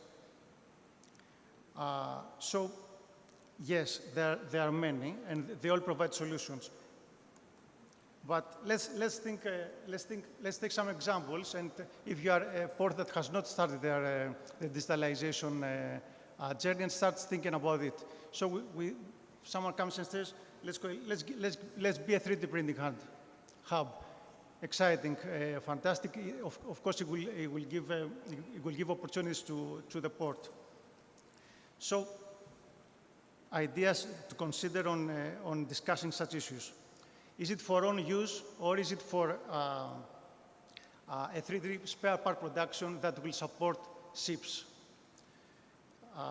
Of course, the point is that we need to decrease port maintenance duration by eliminating waiting times due to spare parts absence.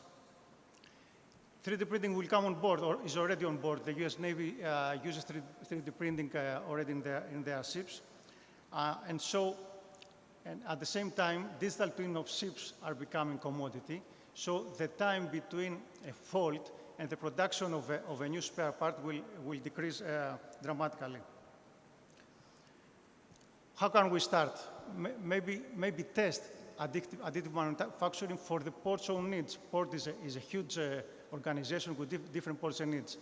We don't need to invest full-heartedly at once, but test the environment.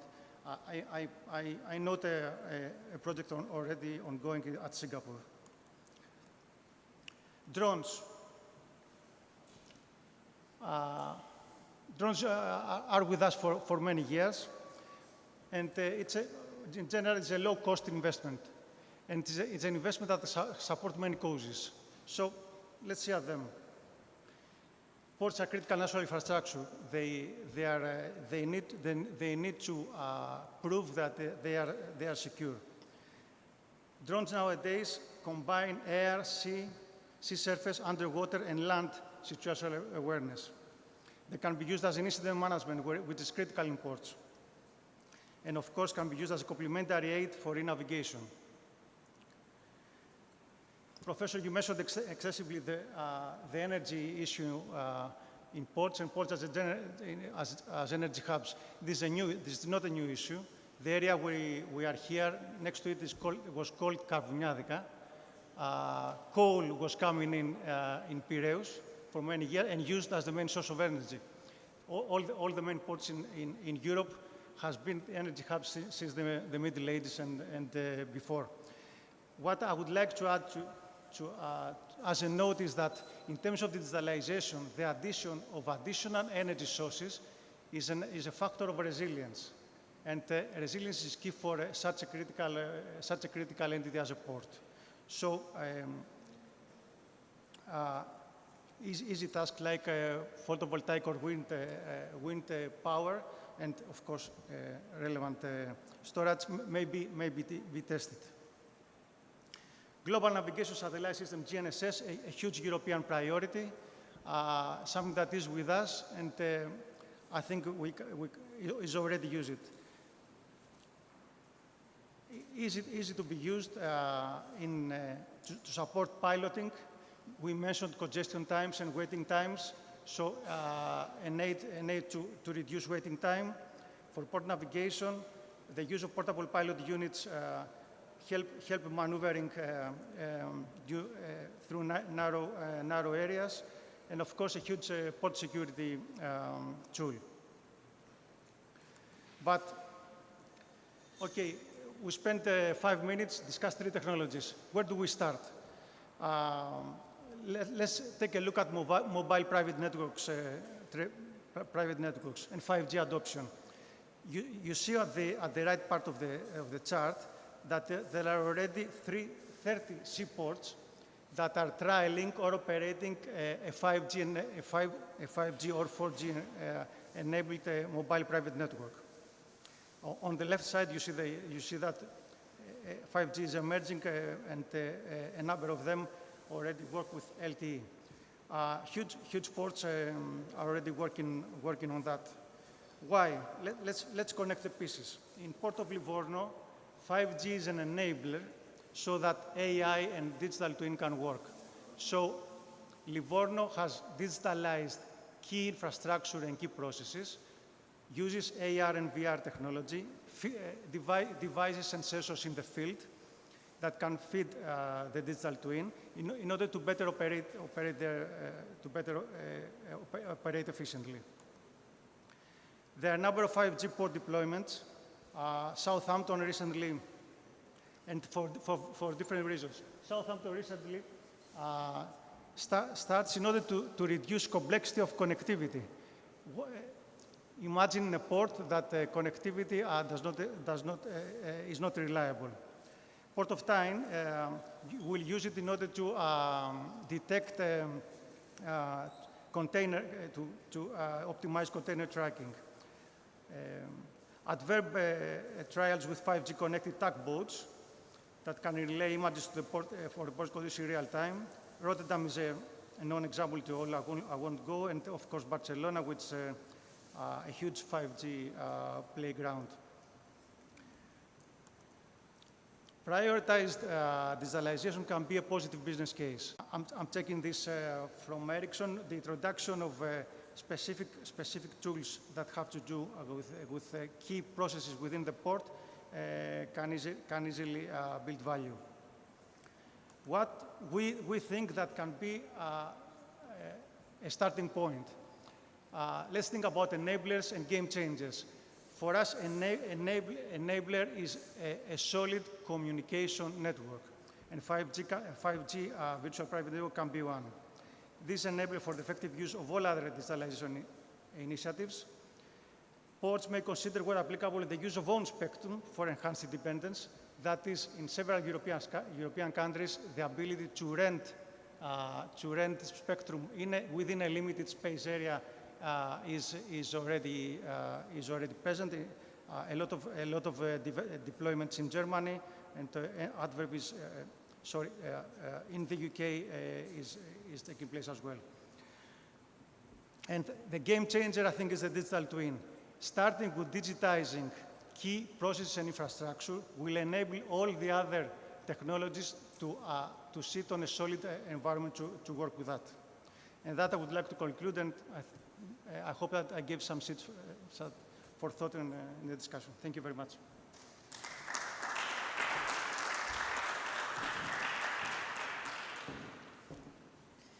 Thank you so much, Mr.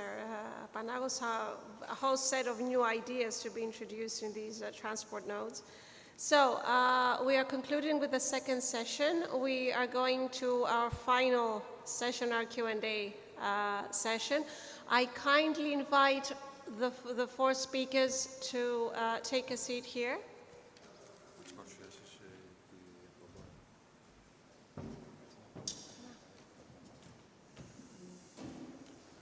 Okay, and I will give the floor to Professor Liridis to moderate the session.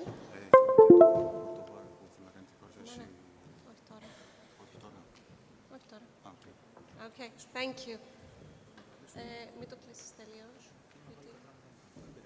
Πίσω.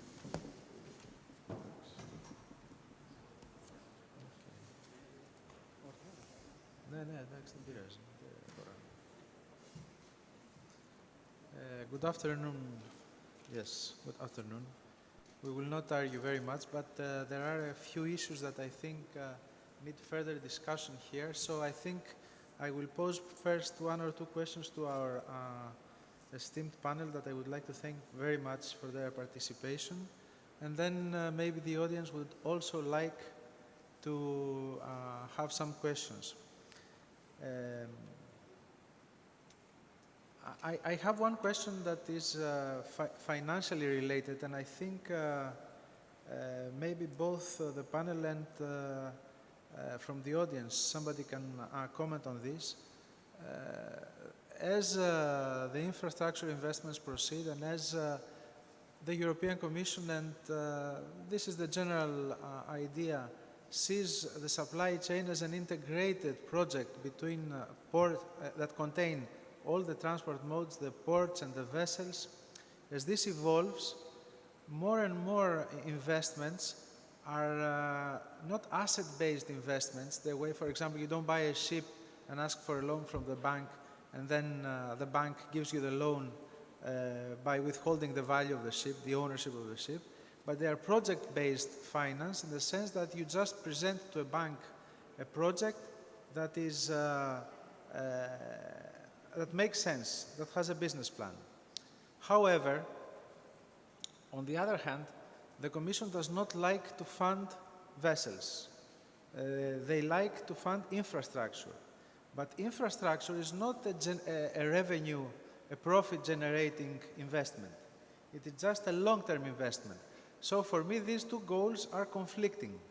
How do you present a project that is sustainable, that has a financial meaning, and then on the other hand, you only fund the investment that is necessary for the business to start?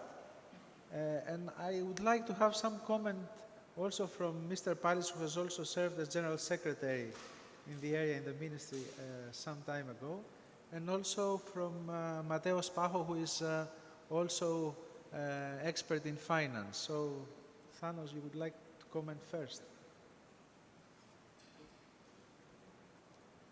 I'll give it, okay, you hear me? Yeah, I guess so. Okay, I'll give it a try, though I don't know how successful it will be. What crosses my mind whenever we talk about infrastructure in ports is the major investment at the port of Piraeus right now. The major investment is the expansion of the cruise terminal. And there is a very interesting story. It's not, it is financed by 95% by the European Union, for exceptional reasons, because Greece has been in a crisis, and etc. And we all know, unfortunately, the story. But to cut it short, The reason that is co-financed by the European Union in general is not because it has been a project which is viable, which might bring back returns on investment, but because the Port of Piraeus has been capable to go to the European Union and claim that this is a project that facilitates not only the development of a then public company, a today private company, but it's a project of infrastructure that facilitates the development of ports, cruise ports around the region. So it's a case of resolving a collective action problem, developing critical infrastructure for developing a network of ports. That has been the core argument. There are more, but for the sake of time, the idea is that for even here in the transition that I referred to or that you implied in your question, is the idea for me is that the co-financing should support projects that make sense for a broader region. And this can happen for infrastructure and for implementing supply systems in ports, OPS. So I think that this should be the argument, and this is the way to go forward, having a network of actors that claim public money for financing infrastructure that makes sense for a broader network than a single project for the benefit of a port. On the other hand, a final note, we all know ports have certain aspects. One of them is that they are profitable, and I think that investing in changing in this transition that I referred to in my presentation will make them even more profitable in the near future. Okay. Yes, I have a mic, so maybe Paulo Spajo would like to comment or say a few words. We have a mic.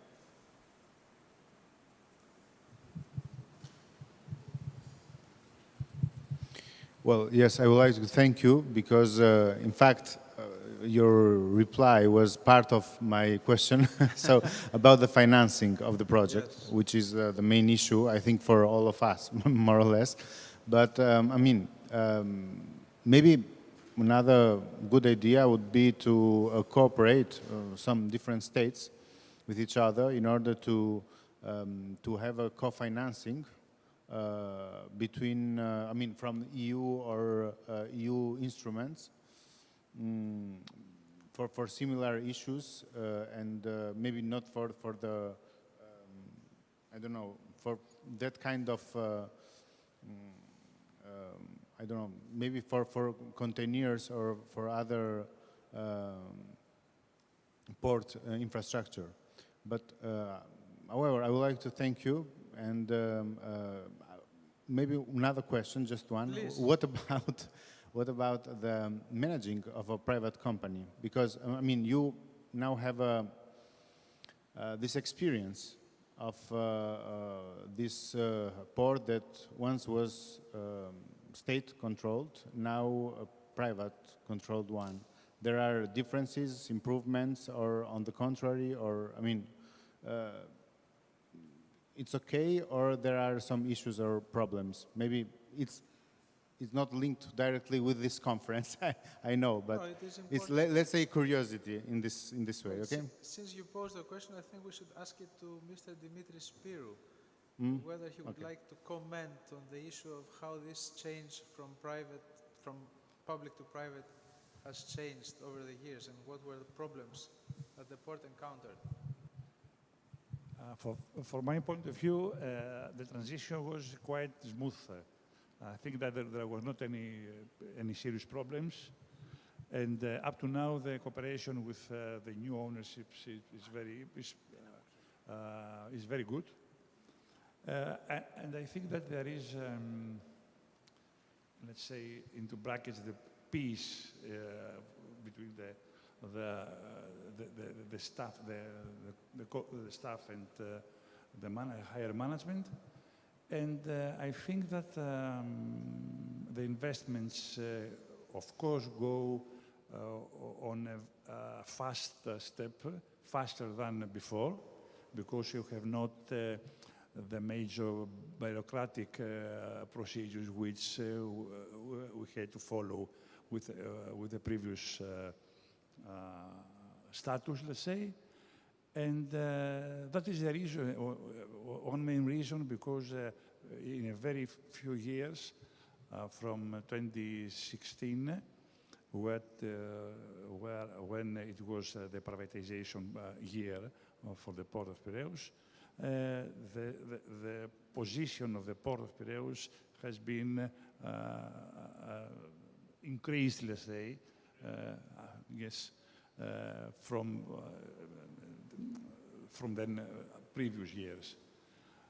So I think that privatization was a good example, is a good example for other ports, and I think that it will be better for the economy and for the strategical plans of the ports. We can also see the investment outside. Yes. It's small recreation, rebuilding, renewing. Yes. Okay. Please. Just a quick comment. Does not relate to negative or positive. That's another discussion for another forum. What's interesting, though, is that with the private entity, you accelerate the investment when you go towards a private investment. So it's far smoother and speedier than the bureaucratic process was before. But then when we are talking about co-financing, it demands a better justification of the reasoning for the co-financing.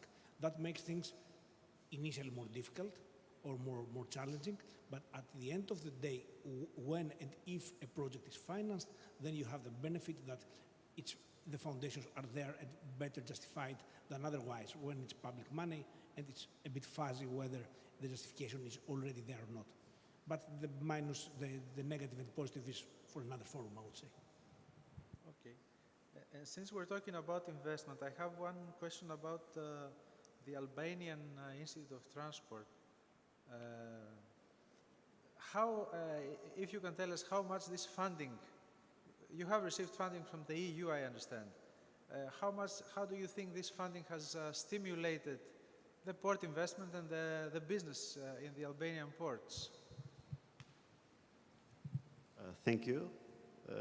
I really liked the conference and it was a pleasure to take part. So the first step of the EU financing has had an impact on, first of all, in all the studies that have been made. There are a lot of feasibility studies on the port of Durrës, which is the main port, as you may all know. And there is now going to the second phase, they are starting to invest on the connection of the port of Durrës with the railways, as it should be, as is important. So I think the EU investment has been crucial to develop the transport in Albania, for sure. In the business sector, it's still lacking, I would say, because we are not really yet adapted to the changes the port is going. But I think we'll make an impact after the infrastructure investments are being made. Okay. I don't know if it... Oh, it's okay. Write down the status. And maybe since we're discussing about ports, maybe go a little bit to the port of Bar. And I don't know whether Branko would like to say a few things about the energy changes, the environmental changes. You would like to show something? Absolutely, yes. Yes.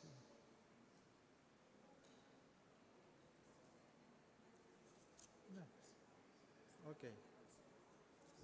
Okay, then, yes, we'll turn on the we'll turn on the projector. So I will make another question first. That's addressed to Babis Platias, who has also served in the ministry in the ports policy area. And I think when this project started, and now that this project finished, there has been one of the major policy changes in the EU. We started in one place, and then we see the Fit for 55 in the end, as discussed.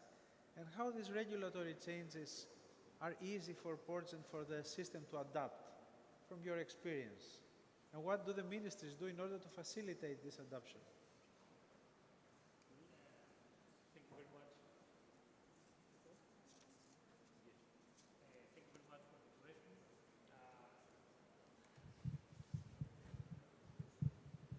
How about now? Yeah, okay, thank you. It's a difficult question, to be honest, but I can say a few words. Ports have many different roles in the Greek port system. They have different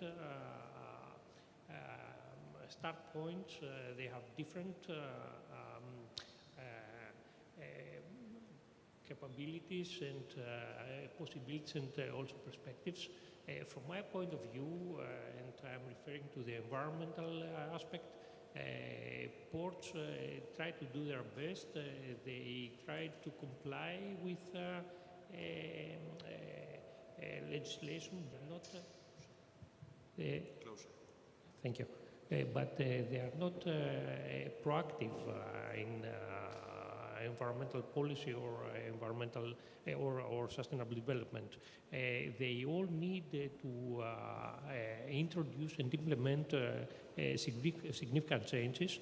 They need to embrace changes, and they can profit from introducing and implementing sustainability concepts, but they need to do also some strategic thinking.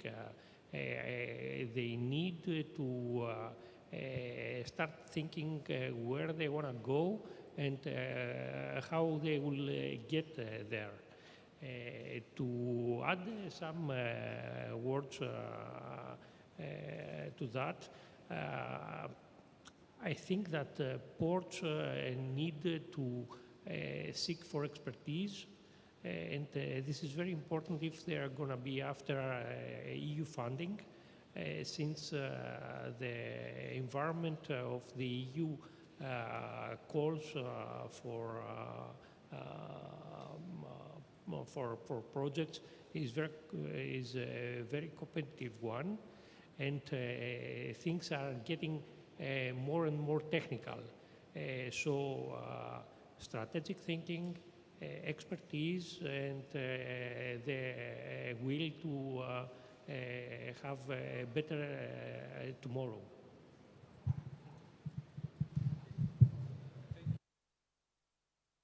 So let me just share a slide. Okay. Firstly, I would like to thank you all for, let me just express how glad I am to be here. Thank you, Professor Dimitris, for having us, Panos, Anna, and Dimitris Spirou. Thank you very much. It was a great organization. And regarding your question on which way the EU-funded projects have influenced Port of Bar, let me just say it was in a great manner. And here we have a slide, and EU-funded projects have helped us every step of the way in developing PCS solutions, and impacted with COVID in the recent years have proven us that we need to dematerialize processes, paper processes in ports. And as you can see, with Southeast Europe program, we have developed PCS in Port of Bar. And then later, we've upgraded it through IPA-funded projects, Adriatic IPA and Adrian.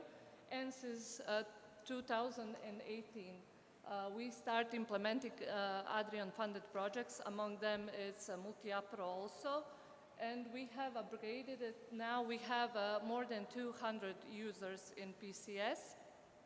And we've shifted and we've removed a lot of paper communications among users, freight forwarders, and we are currently going towards connecting with customs. And in Multi-APRO Plus, we developed a mobile application for communication among users, and now freight forwarders, custom members, and other PCS users can communicate via mobile phones, tablets, etc. And Multi-APRO Plus gave us that option when we the most needed it during COVID pandemics. So you can see it's ongoing. Currently, AdriPass Plus, Multi-APRO Plus, and Lasting project are being implemented and currently finalized those actions inside PCS. So those are our specific results implemented during this project and supported by the European Union. So we are greatly affected by EU funds, and we hope to continue to implement them and to cooperate with all of you in future projects. Thank you.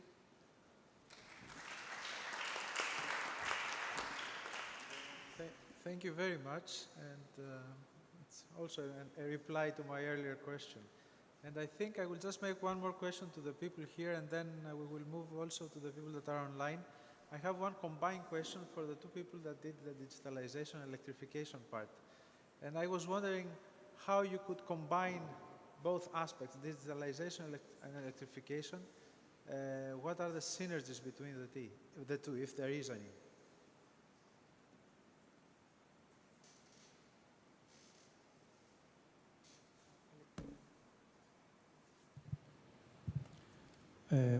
Professor, of course you will better explain this by me. I see electrification as another added functionality within ports that can be an enabler for many things.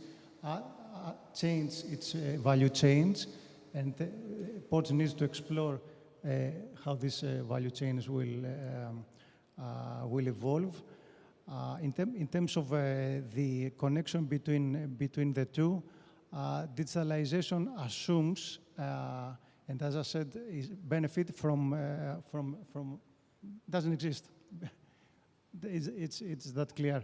But the opportunities that presented also by the professor in terms of combining electricity and communications is another area that ports may well explore. And yes, thank you. You've almost covered my answer.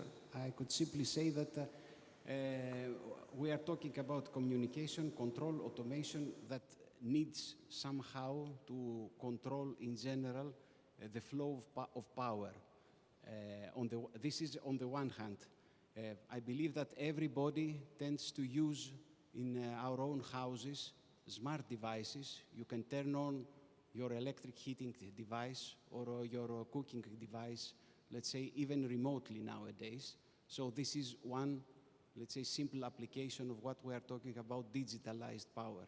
But we do have several other issues, like, for example, maintenance, troubleshooting that can be incorporated.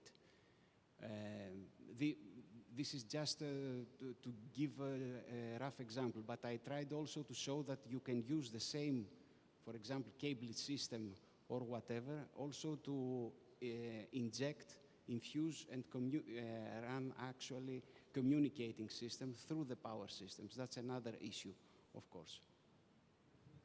Home for Wi-Fi. Yes. Yes, this includes also Wi-Fi. Okay, thank you. Do we have some questions from the people that are online? Would like to address? No, okay. I have some questions for them, and I will start with one question for Paolo Menegazzo from Venice. I think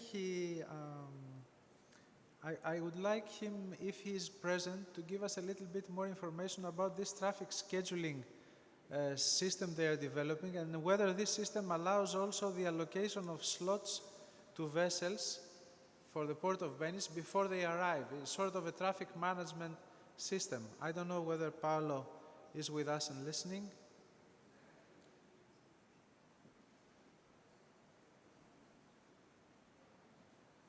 We can't hear you, I think. We have a problem with the sound.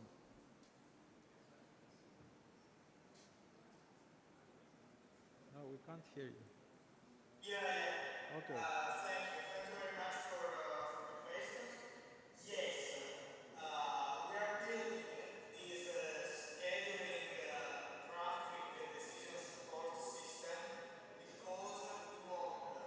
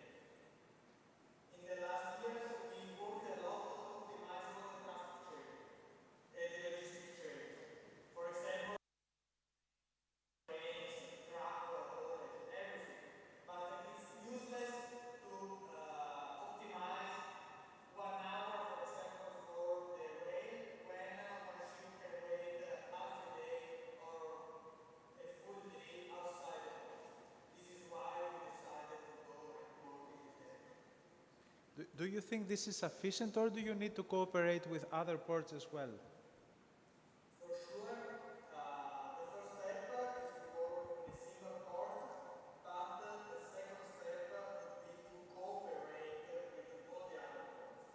I'm thinking, for example, also with the port of Piraeus, for the ferry line that we have in Provence, and for cruise vessels that are calling in all the Adriatic ports. So it would be really important to cooperate among ports to have centralized scheduling systems.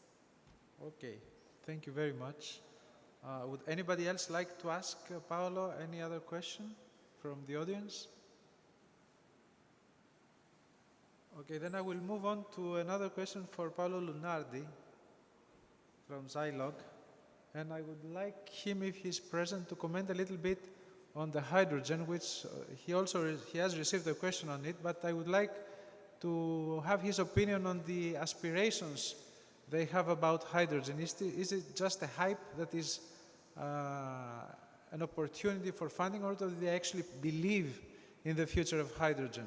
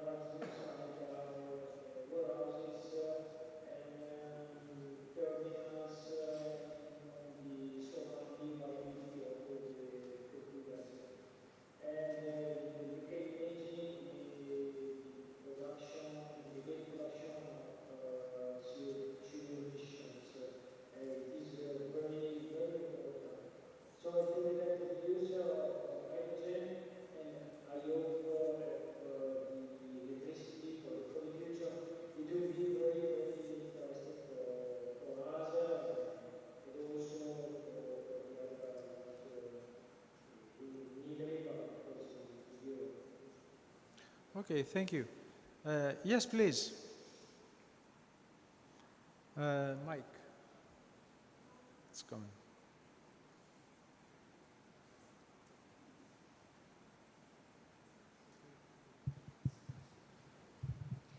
Thank you. Alessia from Codognotto. I'm an innovation and digital transformation specialist. So thank you all for being here. Today we discuss also now with Paolo the importance of alternative fuels and their implementation. When we talk about, this kind of green elements, we still have every time to highlight that there is a difference between hydrogen in general and speaking about green hydrogen.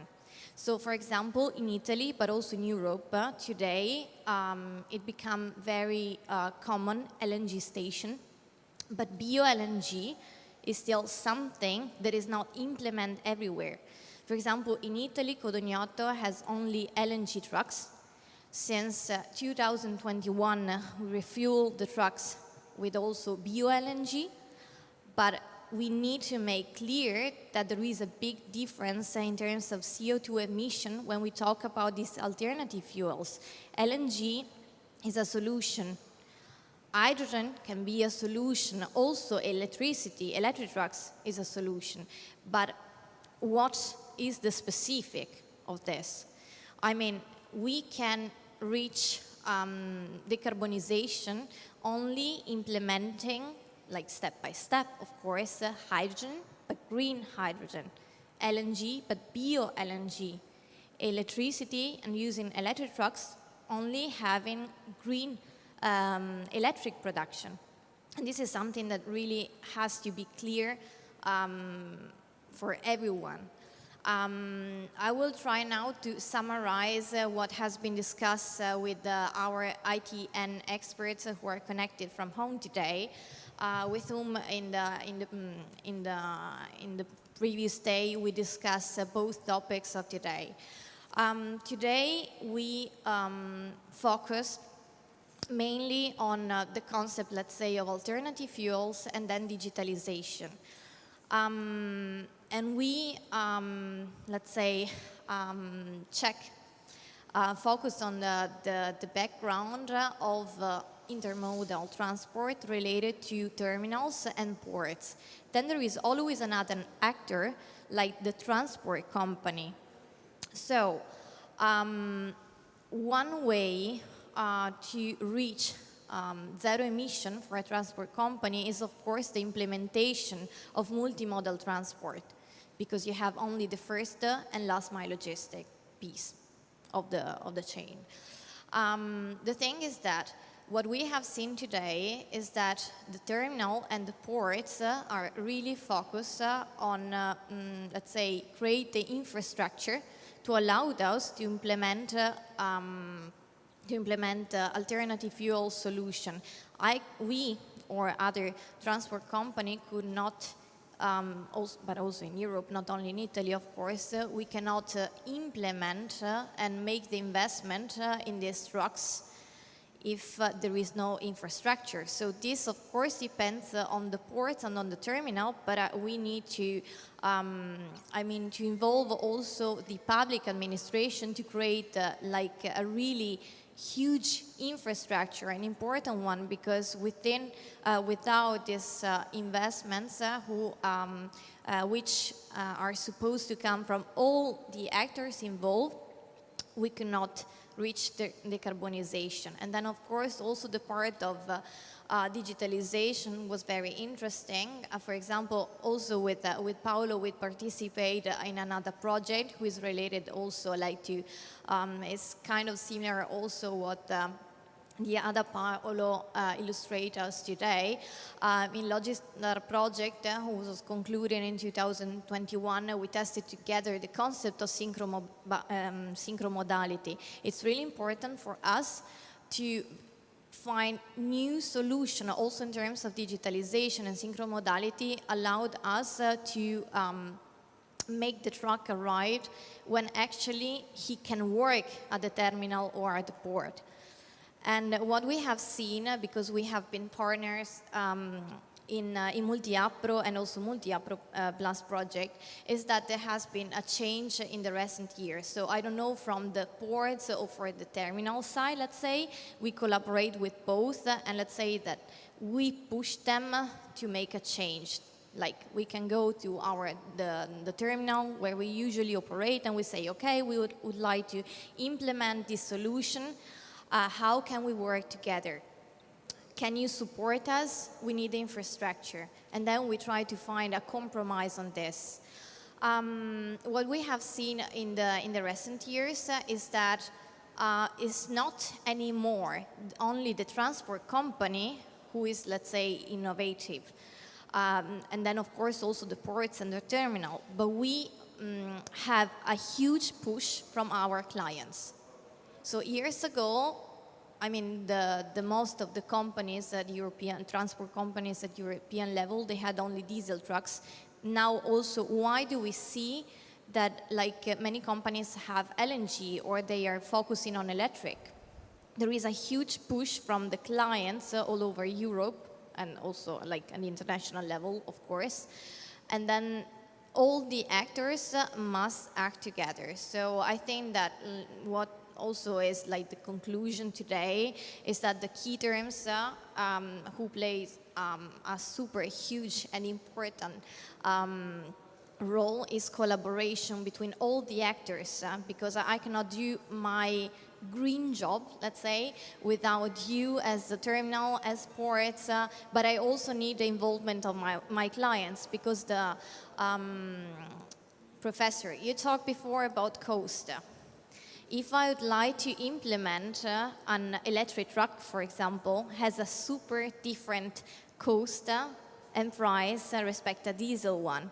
So I can make the investment only if I have the infrastructure ready, but also if the client is, is willing to pay. So we are really, when we talk about like also circular economy, it involves all the actors involved. Yes, in the supply chain. The problem is during the transition period that the cost goes up and down the chain from the client to the infrastructure to the operator and then back to the client. But until the steady state case comes in, there is a problem with the cost. Who pays the cost? Who gets the benefit? That is one of the major problems. But I think you concluded very well what I wanted to say by closing the project because we have reached the end. And I think before we go, I would like to thank my colleague Panos Evangelou for helping very much with this event more than enough. I would like to thank Anna Leka, who has been central in this project through the beginning of the Multi-APRO project. And I think most of all, we'd like to thank, of course, the partners, the project officer for trusting us, the coordinator, but I would like most of all to thank the Port of Piraeus and Dimitris Spyrou personally, for being very meticulous and central throughout the years and demonstrated by all his contributions today as well. Thank you very much. And thank you all so much for attending.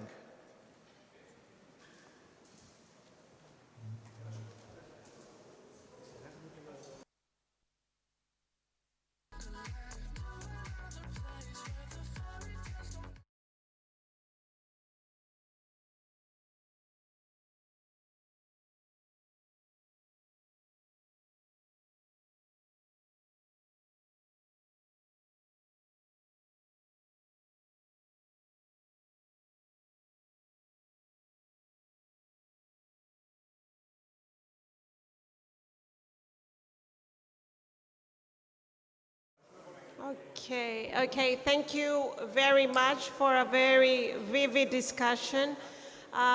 Please feel free, the lunch is served in this room, so feel free to serve yourselves.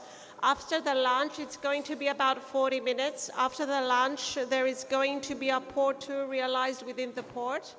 So in case of interest, joining the tour, please inform one of the people here, either Panos Evangelou, myself, Dimitris Spyrou, whoever you see, so we know the number.